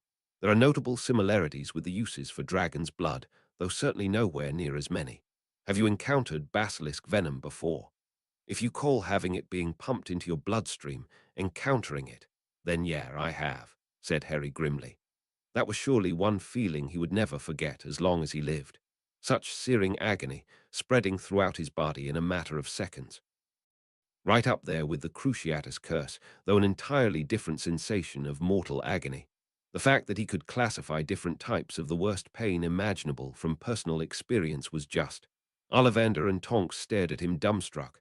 Well, what could have possibly done that? Breathed Tonks. A basilisk, said Harry with a raised eyebrow. Was that a trick question? But then, how are you alive? She continued dimly. Phoenix tears on the place where it bit me, he explained, pulling up his sleeve to show them the scar. While the tears had completely stopped whatever the venom was doing to his body, as well as seal up the hole in his arm, the wound had scarred quite spectacularly. Suffice it to say he didn't wear short sleeves too often. Too many questions. It was close, he said darkly. Ollivander was looking thoughtful while Tonks was looking horrified. You don't do small, do you, Harry? She asked. He met her eyes before looking away, feeling a bit uncomfortable. Never had a choice, really. Ollivander was muttering to himself. Fascinating. Well, that's all I need. What about the length? Asked Harry. Oh, that comes out when the wand is almost done. You'll just have to wait and see, said Ollivander. And I remember your measurements from when you first came to my shop. Just come back when you've finished all of your shopping, and I will have it complete. He quickly wrote a number on a piece of paper before passing it to Harry. The boy nodded while Tonks, reading it over his shoulder, stared at it wide-eyed. You can pay me then, too. Won't be an issue, said Harry, placing the paper in his pocket. Thank you, Mr. Ollivander. I really appreciate this. Oh, one more thing, Harry. He turned at the door. Why don't you leave those pieces of your first wand with me, and I'll see what I can do with them. I'm sure you'd rather have it repaired, at least for memory's sake. Harry smiled and tossed the pouch to the old man. Yeah, thanks again. This is exciting, said Tonks as they joined the throng outside the shop. Now we need awesome robes, you know, the billowing Dark Lord kind. Exactly how old are you anyway? Said Harry bluntly. A woman never tells her age, she said instantly. So I've heard, Harry countered. How old? Tonks just shot him a look. I was a seventh year when you started Hogwarts, she said, making Harry look around in surprise. Really? I think I'd remember a girl with pink hair.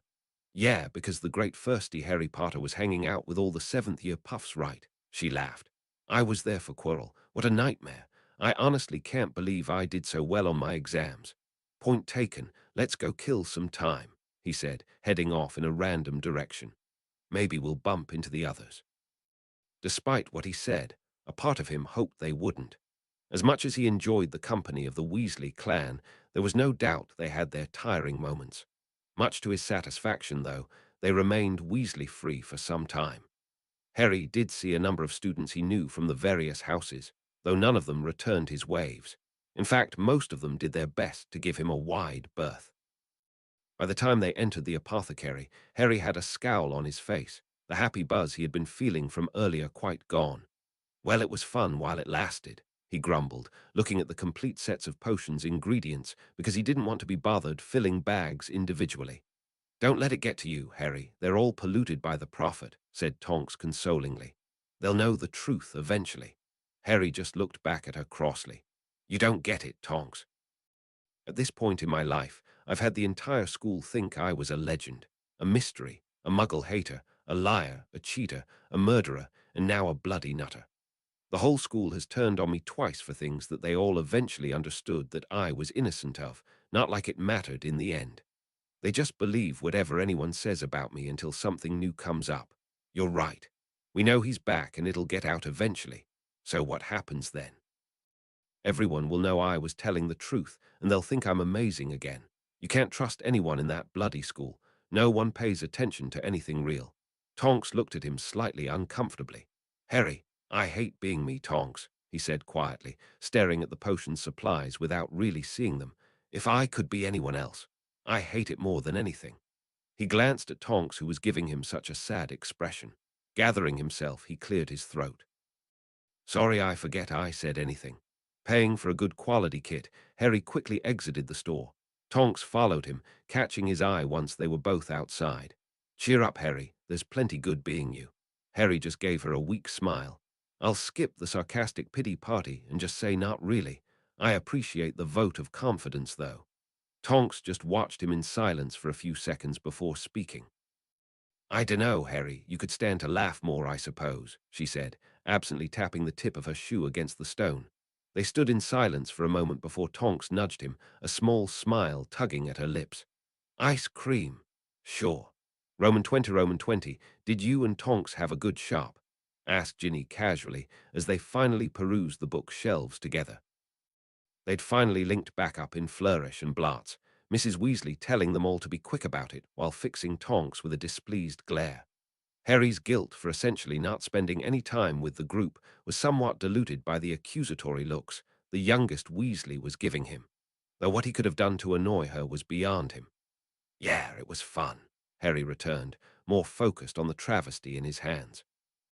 The fifth year's book for Defense Against the Dark Arts was quite possibly the most ridiculous thing he'd ever flipped through. Pushing it back on the shelf, he instead pulled a 3-book set of advanced curses and counter curses and put it in his enchanted basket, which was already filled with more than what his list required. I wish that you were going to school with us, don't you? Ah, yeah, sure, said Ginny, clearly disagreeing. Why are you getting so many books? Why not? I like reading, you know, he said. There's always something interesting to learn about the wizarding world, magic spells or not. I'll admit this basket is more spell-heavy, though. Do you? I had no idea, said Ginny, genuinely surprised. I always figured that I was phobic of learning like Ron is, he said quietly so that only she would hear. Ginny put a hand over her mouth so that Ron, who was a couple of feet away from them looking bored and somewhat intimidated by all the books, wouldn't hear her giggling. You know, the way he acts, I wouldn't be surprised, she said, after another 20 minutes waiting for Hermione to finish, following which Ginny went back into the store to drag her out. They all stood outside the shop double-checking they all had everything. Tonks slapped her forehead. Oi, Harry, we've got to visit Ollivander's, she said. Oh, yeah. Oh, yeah. Harry, that's your wand, said Hermione reproachfully. Harry just rounded on her. Yeah, I know, but seriously, who uses a wand these days anyway? He said, shaking his head. The silence that met him from the group just made him sigh. Geez, tough crowd. Dunno if it's them that's the problem, said Tonks, walking over and pushing him in the direction of the wand shop. You lot can head back with Remus, and I'll make sure he gets what he needs. We can wait, dear. It wouldn't be any trouble, said Mrs. Weasley. Probably not the best idea, Marley, said Remus, catching a grating look from Tonks. She clearly did not want to be sitting in a wand shop with the older woman. You know how long getting a wand can take. Also better not to be hanging around in the open. He began ferrying the group and a protesting Mrs. Weasley in the opposite direction toward the leaky cauldron. See you two a little later. Bye, Remus, said Harry, still being pushed along by Tonks. Once they were out of sight, she stopped. Thanks, I'd honestly forgotten. No worries, she winked, taking off down the road towards their final destination. They entered the wand shop to find Ollivander standing behind the counter fiddling with something they couldn't see. His eyes lit up as they saw who had just arrived. Excellent, he said, immediately going into the back room and re-emerging with 2 wand boxes. We'll test it out here, because I need my workroom intact and free of residual magics. He placed the boxes on the counter and took off the lids, allowing Harry and Tonks to lean over them. Ollivander lifted the darker of the 2 wands first and held it for Harry to take. The moment he grabbed it, a feeling of incredible warmth spread throughout his body, like his blood was humming. In fact, he couldn't be sure it actually wasn't. This is fantastic, he said excitedly, giving his a wave. A mass of red and black sparks flew from the end of the wand, flitting around the room in all directions like little fairies. Tonks held out her hand, and one settled there. Wicked, she muttered, tossing the spark back into the air where it dissipated. Harry was looking his new wand up and down. It was quite dark, almost black in certain light, but had an interesting swirling redness to it, like the shadows of vines. Oh, wonderful, said Ollivander. Because I make so few rosewood wands, I always have some extremely beautiful pieces in my collection, more than worthy of a custom wand and its price tag. Do you like it? Like it? It's brilliant, said Harry at once with a laugh. It's 12 1/3 inches long, he continued. Rosewood and basilisk venom. This made both of them look at the wand maker in surprise. Recall what I said to you 4 years ago when you first entered my shop. The wand chooses the wizard, Mr. Potter, before its creation or after. I'd imagine if the wand ever broke, you'd be screwed, said Tonks, a picture of a leaking wand in her mind. Well, a broken wand means you're screwed anyway, so I guess it wouldn't matter, actually. Maybe that'd make it easier to fix. Ollivander just shook his head. Moving on, though I've yet to consider it much, I'm sure this wand will aid you in all of your endeavors, though be careful when attempting the delicate, it is a little on the rough side. He lifted Harry's old wand and held it out. Sliding his new wand in his holster on his forearm, Harry took it in his left hand and felt little more than the weight of the wood. So what's the deal with this guy? He asked, giving it a wave. Nothing happened, making him feel a bit dejected. He had come to terms with not being able to use his old wand anymore, but seeing it look brand new and holding it, he could help but have a small hope. I've put it back together, but the core is fragmented, and magic will not flow through it properly like an undamaged wand, said Ollivander. Do not attempt to cast anything with it. Too little magic won't work at all, and too much will cause it to backfire on you. Not to say that there is some middle ground where things will work. Either it won't or it will explode. Put it somewhere and think fondly of it. Once Harry paid for the 2 wands, the pair made to exit the building, but Ollivander stopped them. There is one final thing you should know, he said, his voice lower than usual. All wands, both made and sold to minors, are finished with a trace, the very one that allows the ministry to track underage magic so easily. The man held up his hand, motioning to his recent creation. Your wand lacks that very feature. Both myself and Albus believe the law is more of a hindrance than a help for a person in your current situation. Do take care, Mr. Potter. XX. Well, I wasn't expecting that, said Harry, still standing just outside the wand shop. It did explain why the man was so keen on making him a new wand. Was this the thing Dumbledore had alluded to on his birthday? Tonks was giving him an appraising look, but simply shook her head. We should head back before Marley throws a fit. She's already miffed enough that she didn't have you in her sight every moment of the day. Gave me an earful and everything. Do you need anything else from the alley? I could probably find something useful in every shop, but we've been out for a while, said Harry. We can always come back for fun. Plus, I want to get back to the house and try this thing out. Up for a friendly duel, Nim. Not that he had any idea what that was supposed to look like. Yes, we need to discuss this new nickname that keeps slipping out, she said, putting a hand on his shoulder and smiling. Well, it's fine, regardless. I'm sure Sirius can lend us a room he won't need. You do know what friendly means, right? Said Harry nervously as he was directed back to the leaky cauldron. Right. Roman 20, tilde Roman 20. What in Merlin's name happened in here? Sirius froze as he walked into the basement area. There were broken pieces of furniture and scorch marks on the wall. A chair off to the side was actually on fire. What's my name? Shouted Tonks from one end of the room, which was untouched. Harry poked his head out from behind half a couch. Tonks, it's Tonks. The couch exploded in a mass of fluff and stuff. I'll never do it again, I swear. All right, I think that's enough, said Tonks with a satisfied nod. Harry just collapsed, breathing heavily. Hey, Sirius, he said with a small wave from the floor. What in the bloody hell did you do to my basement? He exclaimed. Tonks walked over, spinning her wand, her hair shifting back to its bubblegum pink from a much deeper red. We had some fun, she explained. I did ask for a room you didn't need. Didn't realize you meant never again. He said in amusement, crossing his arms.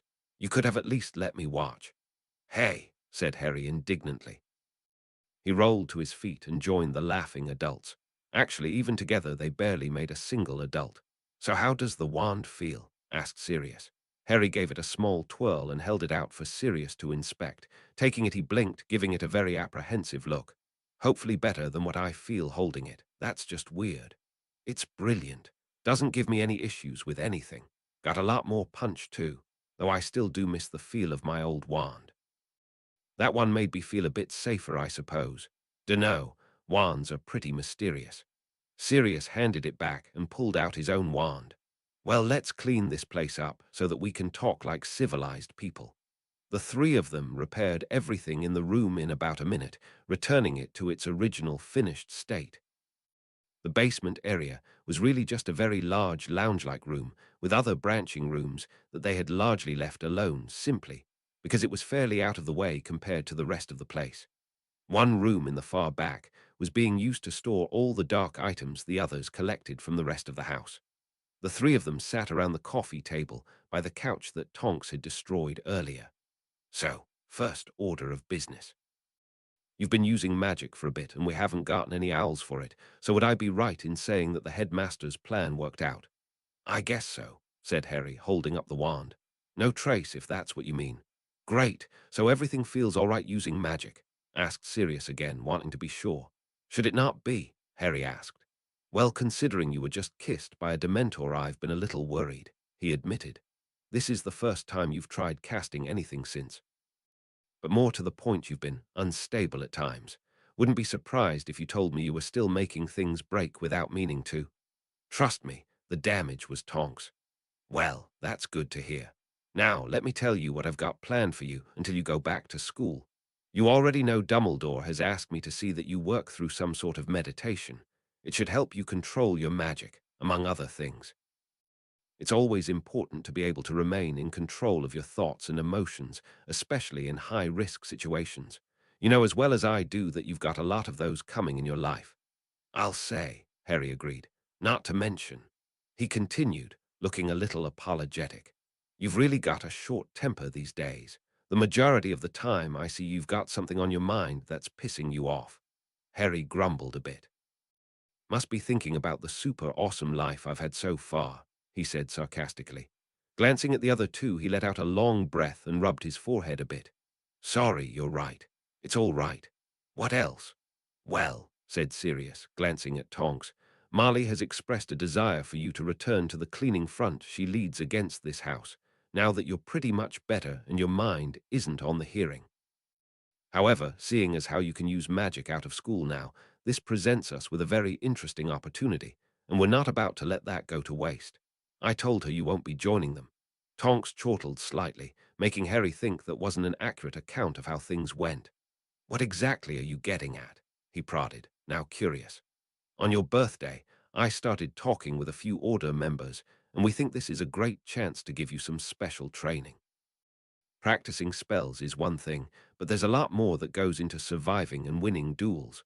Marley was really upset that we wanted to train you for battle, as she put it. You're still just a boy, after all.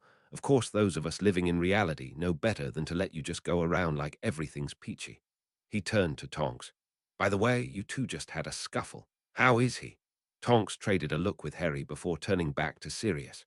Honestly, he's not great. Good instincts, but other than that.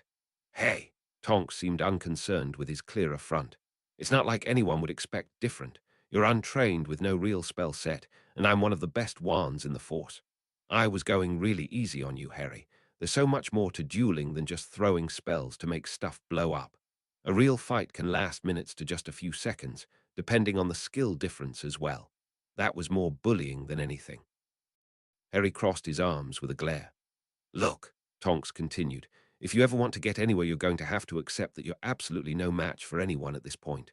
Well, you might be able to take another kid on, but we're talking about Voldemort and his Death Eaters here. Fully trained wizards. An average adult has an arm and a leg over someone your age even when it just comes to raw power, never mind knowledge and experience. You've got a lot of hard work ahead of you to get there. All right, I get it, but you didn't have to be so blunt about it. Sirius smothered a chuckle as best he could. He was grinning at the mix of excitement and disgruntlement on Harry's face. Anyway, Harry, are you interested? Of course, he said quickly. Who's going to teach it? All of us, said Tonks, smiling. Sirius will do the most general instruction because he's the one who will be around all the time. Whenever we're at headquarters and not busy with order stuff, you'll have me, Remus, Kingsley, and even Moody too. Moody, repeated Harry, feeling nervous. The grizzled Auror was the one who trained Tonks, and he had just enjoyed more than enough of her hospitality moments ago, not to mention everything else he had heard about the man. He was probably a bit crazy too. Yeah, he's one of the best, Harry. You'll be glad you had him when the summer is over, said Tonks reverently. I know I was. But not while it's happening, I assume, he said dryly. Not likely, that will most certainly be hell. Buck up, kid, said Sirius, standing up and patting Harry on the back. Now help me set this room up for training. It's the perfect space. I'll teach you some simple spell warding while we're at it. XXXXXXXXXXXXXXX author's note. This is one of the chapters I've probably spent the most time looking at. The beginning of the interactions between all the characters is just so important, and I've always wondered if I could have done it even a teeny bit better. 3 to shape and chain. Sometimes I get this tingling on the back of my neck, but when I turn around there's no one there. I'd blame Fred or George, but, to be honest, I think it's the house. Ginny Weasley to Emmeline Vance, during lunchtime, early August 1995, tilde chapter 3. Summer at Grimmauld Place, tilde Sirius.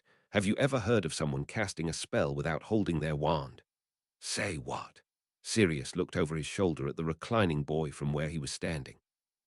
Harry was laying back fully, eyes fixed on the wand he held at arm's length. Every 10 or so seconds he'd twirl it, a trick Tonks had been teaching him in their spare time.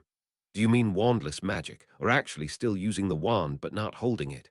At this, Harry gave him a bemused look. Both, I suppose. Well, yeah, sure I have, said Sirius, his attention returning to the cracked wall he was fixing. Why do you ask? When the Dementors attacked me and I lost my wand, I tried to use a Lumos spell, even though I had no idea where the thing was, Harry explained. The wand lit up, I take it, Sirius asked, getting a nod in return. Not bad, kiddo. I think it would mean more if I had at least a slight idea of what I was doing, said Harry dryly. Or if it were even remotely impressive. You never answered my question. Actually, I did, Sirius smirked. But to your unasked question, what you did is still considered wand magic. It used your wand, after all. Makes sense. Can it work with other spells? Harry asked, interested. Yes and no. Sirius considered his own wand for a moment before shaking his head. Doing magic without your wand in your hand isn't that uncommon of a skill. What do you think accidental magic is? Thing is, it usually doesn't work well, and whatever does work is fair useless compared to actually having a wand. People who can use it rarely do so, if at all. Why would you? I guess. What's got you thinking about magic so much lately? Really, Sirius. I'm just asking for a little elaboration here, he said. I only know what I can see after all, and that's mainly you unconscious on your ass. Harry just sighed, eyes once again moving to his wand. I've never felt magic so much before. Magic that's mine and that isn't, like a thing in the background that never goes away. I mean, I just know it's magic. How could it not be?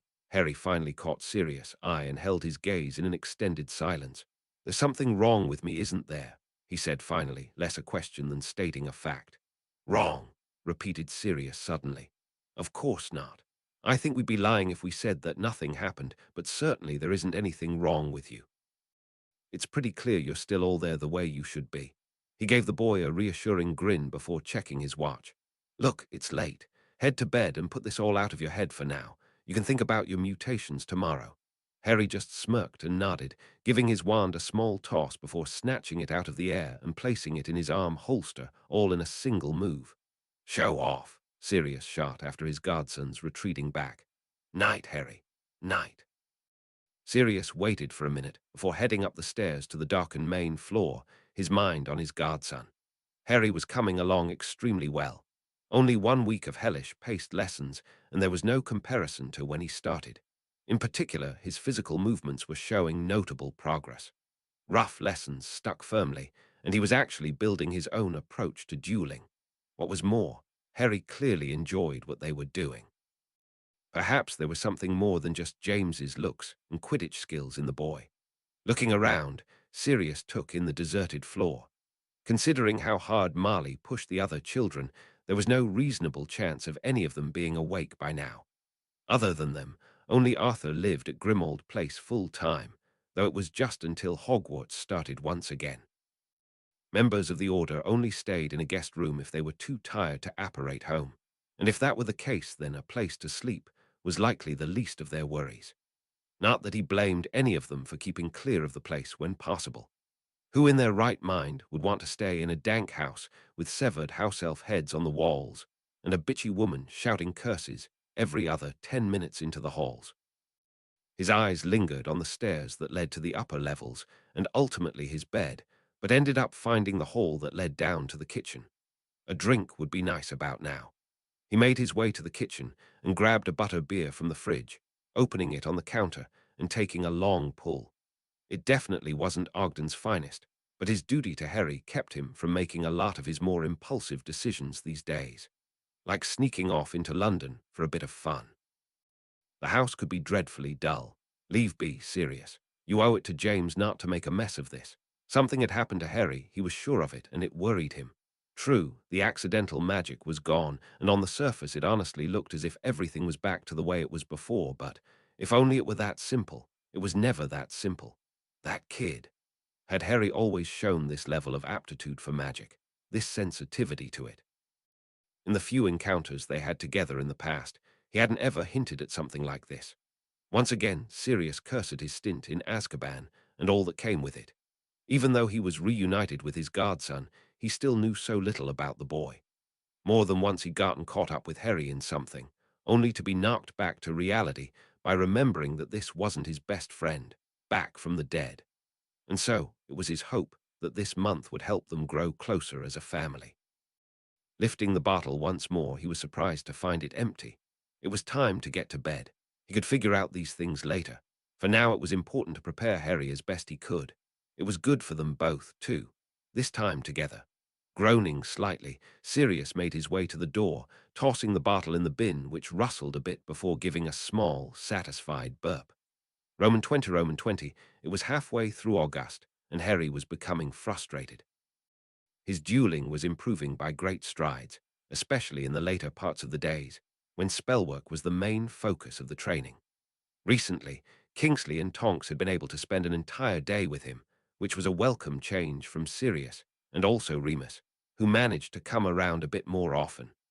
The two auras dueled with a somewhat more refined form than the Marauders, who had fairly distinct personal styles themselves. They also gave him some rather interesting insights into the life of an aura, though the majority of those explanations came from Kingsley, as he'd been an aura for many years. Of course, no one could compare to Moody, but then again, no one wanted to. The grizzled man had been through far more life-threatening experiences than any sane person could ever dream of, many of which he regaled to Harry in the hours they'd spent together so far. Suffice it to say the following days saw the Gryffindor jumping at his own shadow, wand at the ready. On a much more pleasant note, Tonks told him she was taking the whole last week and a half of August off. While this would effectively cut her personal vacation time to almost nothing for the rest of the year, she assured him that training with him and Sirius was some of the most fun she's had in a long time and wouldn't have it any other way.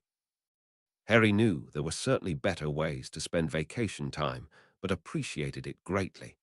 The cheerful metamorph was rapidly becoming a very close friend. Teacher or not, he would still be happy to have her there all day just for her company, even if she couldn't help but say things that had him blushing every now and then. There was no doubt she enjoyed it immensely.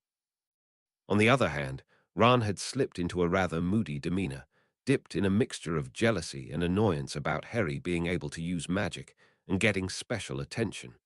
It also didn't help his frustrations at being forced to clean a house that was, put bluntly, attempting to kill everyone.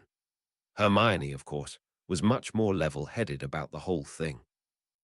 Rather predictably, though, she was staying miles clear of the conflict, not willing to get in a spot where she'd need to make her opinion known, effectively choosing sides.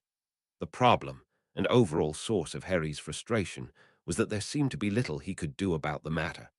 He spent very little time outside of the basement these days, only surfacing for meals and breaks. They'd even set up one of the side rooms with a bed so he wouldn't keep passing out on the sofa. Ron and Hermione were constantly working on something, be it for Mrs. Weasley or not, and rarely did it work out that they all had free time together, apart from meals. He hadn't even been able to use the summer homework as an excuse because he'd already done all of it. Whoever imagined he'd live the day that he wished he had more homework? Roman 20, you know, you're really making some progress. I never would have thought we'd get this far when we started. Harry, who had just allowed himself to flop onto the nearby couch, just smiled slightly at the praise. He was honestly too tired to do much more after so much exercise. It's really too bad that James isn't around for this, Sirius continued after a bit, sadness crossing his eyes. I mean, apart from being able to train you, James was one of the finest duelists of our generation. At this, Harry pushed himself up somewhat so that he wasn't facing the ceiling. So I've heard, he responded with little inflection. A month ago he'd have been hanging on to Sirius's every word at the mere mention of his father. 600, some odd stories later, had seen the novelty considerably lessened. Sirius just laughed.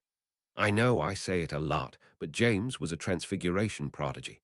I couldn't touch the guy if I tried, and that was when we were just out of Hogwarts. Dueling was in his blood. I know you don't talk to your professors about your parents much, but ask McGonagall to tell you something good about your father. I'll bet you'd be surprised at how much she has to say. I stopped talking to them about my parents the moment I realized that they weren't telling me anything real, Harry said with a frown. At least it didn't feel like it. Things that sound like fairy tales are usually just that. I won't deny your parents had their ups and downs, separately and together, but I think you can at least take the one irrefutable piece of proof that something worked out right, said Sirius with a grin. Before he might have gotten impatient with Harry for even thinking of doubting his parents about anything, but Sirius knew him better now. His patience with the boy went a long way. What's that? Harry asked, baffled. You. Harry's confusion slowly ebbed away, replaced by his own smile. I guess you've got a point there. Suddenly his eyes went wide in mock horror. Unless one of them enchanted the other. All right, we're moving on, interrupted Sirius, shaking his head. Didn't you want to ask me something? Ah, right, I want to learn how to apparate. Can I do that? Sirius scratched at the stubble on his chin. Well, technically apparating isn't something you can get hit with underage magic laws for. It's still detectable by the Ministry in any place. They can detect magic already, but it's not like those sensors actually pick up who did the magic. Wait, so you're saying a license to apparate is just, what a piece of paper? Asked Harry slowly. Receiving a nod, he continued. Then why is there an age limit on it? Because it's pretty damn dangerous when you do it wrong, Sirius said grimly. People die from splinching every year, most young. Not many, but if you stay detached from something for too long, your body will act like it actually got itself chopped up. Usually that means blood everywhere for something big. At Harry's grimace, Sirius continued, Buck up, it's nothing to lose your head over. That was awful. Harry replied, though he did crack a smile. Anyway, is that a yes? I'll talk to the others about it, but I don't think it'll be an issue, nodded Sirius. I suppose we can just do some stuff at the end of the day. Still, it's worth getting into, even if it's just an intro. In dueling and out, apparition is a huge part of a wizard's life. We can probably do a bunch of side-along apparition to get you familiar with it and speed things up too. It's not that bad once you get used to it. At the look Harry was giving him, he continued, "It just feels like you're being squeezed through a tube. Nothing terrible." "If you say so," said Harry apprehensively. Wizarding kind has yet to develop a sensible means of long-distance transportation, if you ask me. They all land you on ass. Sirius just laughed. That sounds more like a personal problem, Harry. Ah, stuff it. Roman 20, morning, Harry, said Tonks with a smile, taking a seat opposite him at the kitchen table. Having been living at headquarters since the 20th, Tonks was the only person who routinely made sure that she arrived at the breakfast table at the same time Harry did, early as that was. With only a couple of days left until school started back up again, the house cleaning was actually almost complete. Seemingly finding her heart somewhere, Mrs. Weasley had been easing up on everyone lately, much to the children's relief. Not that she let them sleep in much anyway. "Good morning, Tonks," he said, digging into his meal as Mrs. Weasley led the other children into the room. Sirius brought up the rear, shaking his head at the zombie walk Ron was doing. "Morning, everyone." There was a general mix of greetings in return as the crowd grabbed food and joined them. It didn't take long for people to start properly waking up. After a little while, Tonks cleared her throat to get everyone's attention. "So, I was thinking we could take a trip into London today and have a little fun. Get out and about a bit. We've all been busy lately after all." "That sounds great," said Harry, liking the idea a lot. "You don't mind if we take the morning off, do you, Sirius?" He posed to his godfather. "We can get right into it this afternoon. That's when we do the really good stuff anyway." "Well, you've been working really damn hard lately, so I can't see why not," he said with a nod. "But we'll be working you to the bone until the day you go back. You've only got a few days left after all." "That's fine with me," he said at once. "I don't think that's wise," said Mrs. Weasley, looking between Tonks and Sirius disapprovingly. "It's not like anything has gotten safer lately, and Harry is still at risk." "I'd be perfectly safe with Tonks," said Harry. He'd been on the receiving end of her wand all month and had no illusions about her ability. "Besides, he did a quick head count. There's 8 of us here, not counting Sirius," he added with an apologetic look. Sirius just shrugged. True, he couldn't get out and it drove him mad at times, but the amount of time he had been able to spend with his godson was more than able to make up for it.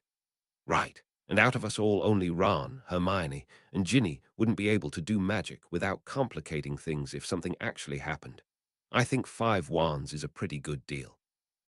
"Harry, it's not about who can or can't use magic," said Mrs. Weasley patiently, as if he were completely missing the point. "It's simply too risky to go around on outings given what's happened lately. Just because you don't hear anything doesn't mean things aren't going on. Besides, I'm not interested in going out, though thank you for the offer. I'll be continuing on the house." She took a sip of her coffee. "For that matter, I'm not giving my permission for any of you children to go, so you'll just have to think of something else to do. You'll be back at Hogwarts before you know it anyway. Don't you have homework you need to be finishing?" Ron winced slightly. "Well, we reserve the right as adults," drawled Fred, looking none too amused, "to either accept the invitation or decline it. And while we thank you for the offer, Tonks, we're going to have to say maybe next time," finished George, who was also giving his mother a flat look. The twins had been arguing with Mrs. Weasley over their legality all summer. Suffice it to say, they were none too thrilled about the status quo. "Es all right," said Tonks. "Come on, Mrs. Weasley, won't you change your mind?" asked Harry, looking at his friends for some support. Ron looked like he was still despairing at the thought of the work he hadn't completed yet, but Hermione and Ginny both just gave him weak shrugs. They knew a lost battle when they saw it. "I'm sorry, Harry, but that's my final decision." "All right," he said, getting up to put his plate in the sink. Looking over at the others, he said, "I guess we'll have to wait until Hogsmeade to all go out for lunch or something together." "Looks like it's just you and me then." Mrs. Weasley, who had been contentedly tucking back into her breakfast, pulled up short. "Harry," she said sternly, "I just said." Marley, Sirius interrupted. He's got permission from me, that's all he needs. That's all, of course it isn't, she returned in affront. Just because you don't have a problem with taking needless risks doesn't mean he should. I won't allow it. Kids, Sirius gently placed his fork on the table. Out, now. Needing no further invitation, everyone cleared the room in record time. The moment the door closed, there was a burst of sound behind it. Blimey, Ron said with wide eyes. His ear was still to the door. They're really going at it. If you really want to be there when Mum comes looking for another target, be our guest, Fred told his youngest brother with a pointed look. Let's go, George. Ron immediately stepped back from the door. Right, well, homework, yeah. Ginny shrugged before following him up the stairs with Hermione on her heels, though she did give Harry a glance over her shoulder before they were out of sight. Finally, it was just them once more. You sure that was wise? Said Tonks, as they made their way through the house to her room. Harry was already dressed for the day, but Tonks was woefully lacking. To push her like that, there's no way you didn't know that was going to happen. Harry just sighed. Look, I like Mrs. Weasley a lot, but I don't think the way she treats Sirius is fair. He's right, too. She isn't my mother, so she can be a bit overbearing at times. A bit, repeated Tonks, looking over her shoulder as if the fierce woman could possibly be listening in. There's really no point arguing with her. She's too stubborn, Harry said, shaking his head. I mean, it was bad enough when we were at that order meeting right after I woke up. I honestly thought she was going to curse Sirius when he told her to stop telling me what to do. Well, to be fair, she was just trying to protect you, said Tonks reasonably. Harry just glared at her. If that hasn't been the biggest failure on everybody's part, I don't know what is, he scowled. Protecting me like that's actually worked out ever, even at Hogwarts, especially at Hogwarts. But I'm not, Tonks, he interrupted flatly, stopping her in the hall. If there's one thing I hate more than anything, it's being treated like a child. Young, sure. Inexperienced, yeah. Some naive kid who lives in a happy family bubble. No, I never got the chance to be one, so I don't like it when people act like I am one. Tonks just fell silent at this, looking at her feet. They entered her room, which was next to Sirius's. Harry quickly turned away as she pulled off her shirt while rummaging for a fresh one in a drawer, catching a flash of black lace and straps before his vision was taken up by the door. Oi, don't you have any sense? He watched the pair of pants she had been wearing fly past him, clearly thrown on purpose, which caused him to freeze up even more at what was happening at his back. The response only served to fuel the girl's laughter. You're too nervous, Harry. You need more control around girls, or they'll tease you to death and toy with your heart till it's a floppy mess. I don't think this is helping much, he said tartly, as a now freshly dressed Tonks walked back into view. Jeans and a blouse that went well with the brown her hair was shifting to as she moved. She made a show of tugging on her nose, so it got longer and hooked only to push it back to normal with a finger. Well, you did follow me into my room, and I'm a bit shameless so. Harry just rolled his eyes, following her out of the room while trying to ignore that she had a point, at least on the first part. Hey, if you feel bad about it, why don't you pay for both of us when we get lunch? Harry was unable to suppress a snort of amusement as he made a quick stop in the room he had been staying in earlier in the month to grab his wizarding wallet. Nifty little thing with space for both worlds of currency, magically extended, of course. You're not broke, Tonks, he said as he returned.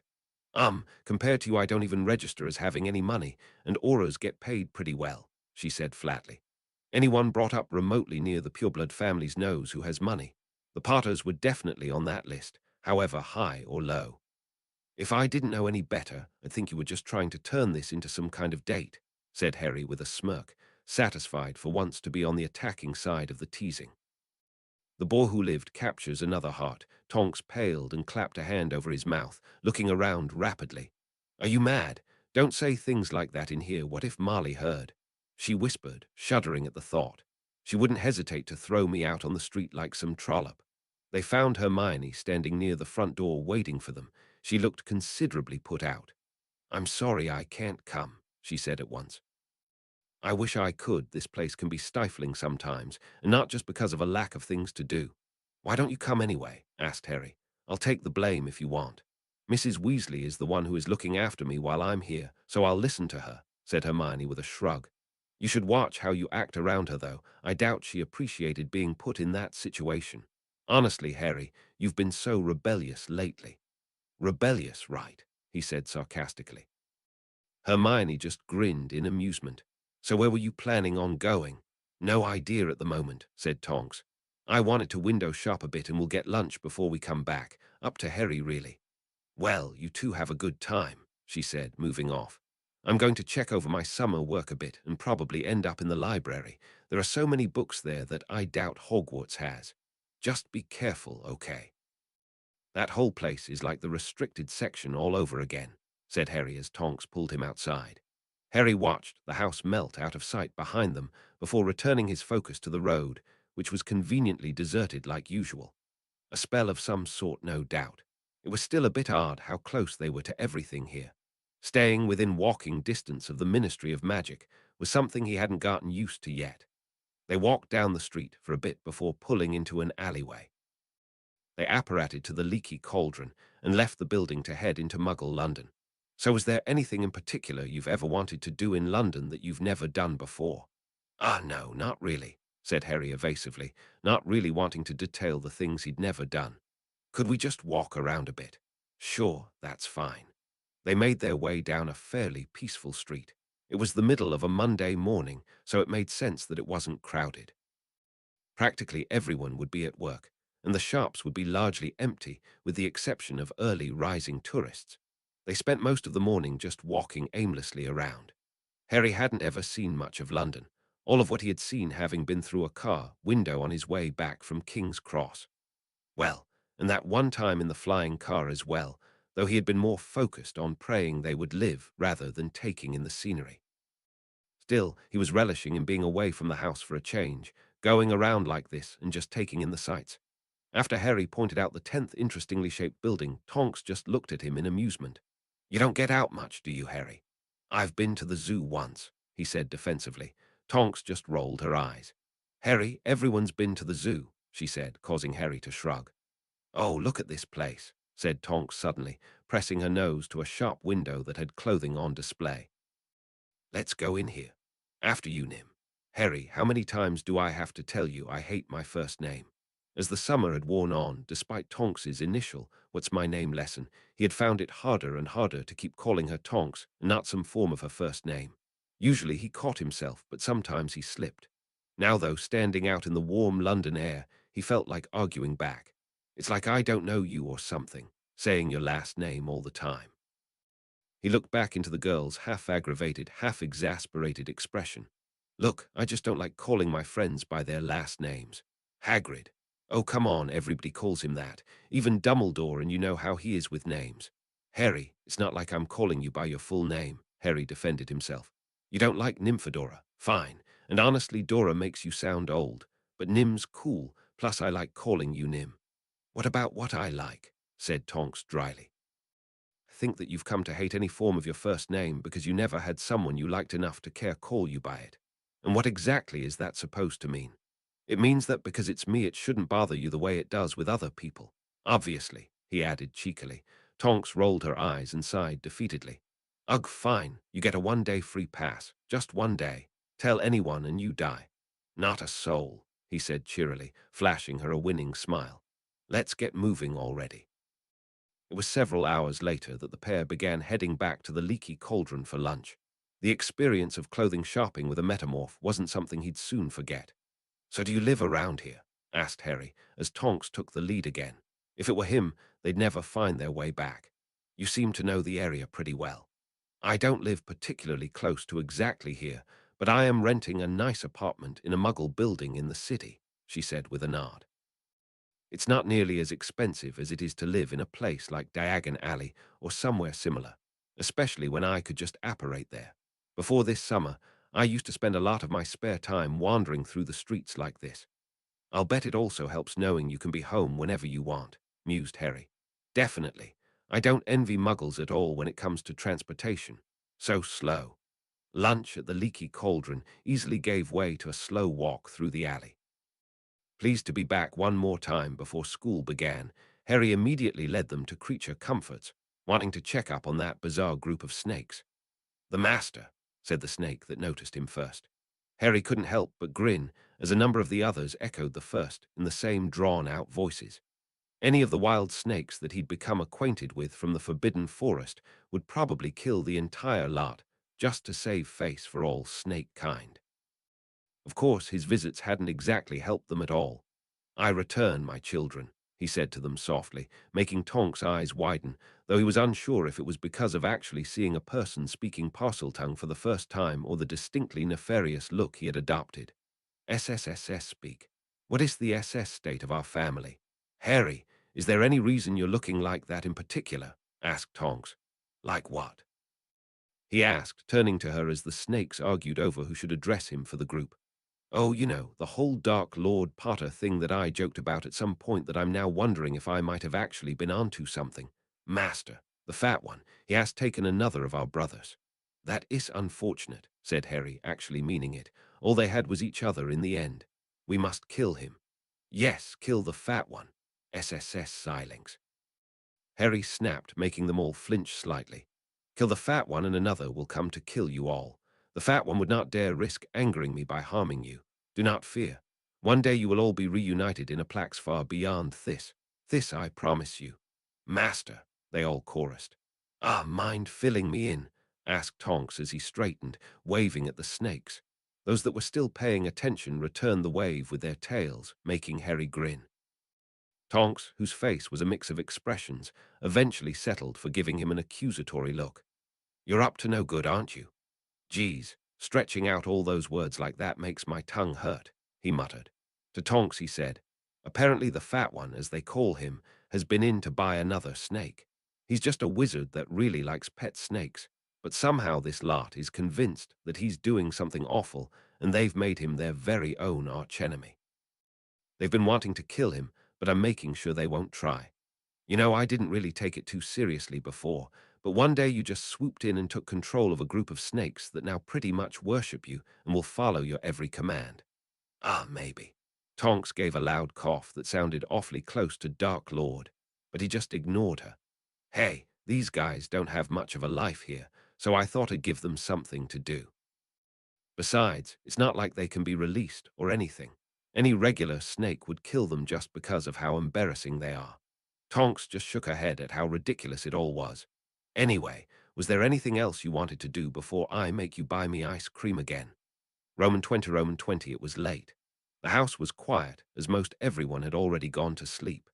The few that were still awake stuck to the kitchen as usual, chatting occasionally between bouts of silence. It had been an extremely long last day of August. Unlike his friends, Harry was still awake, currently walking through the various rooms that Mrs. Weasley and company had gone to great lengths to clean out. He had to admit, the house almost looked normal, which was a far cry from how it looked and felt over a month ago, as if the house itself was dark. Then again, considering everything Sirius had told him about the Blacks and their home, he wouldn't be surprised if it actually was. Harry twitched suddenly, spinning about with his wand out. "Who's there?" he said immediately, his voice swallowed up by the empty halls. Predictably, there was no response. Damn Moody putting him on edge so much. He raised his wand above his head with a muttered lumos, filling the hall with a soft light. No one there. Again Harry spun on the spot, now facing deeper into the house. It was so soft, as if muffled by a dozen blankets in a room far away. Shadows danced across his vision as his hand moved from side to side. Wand still held aloft, Harry walked slowly down the hall, poking his head into each room that he passed, passing the light across the walls. Something was tugging at him. He couldn't properly describe it, even if he wanted to. He stopped just outside the last room in the hallway.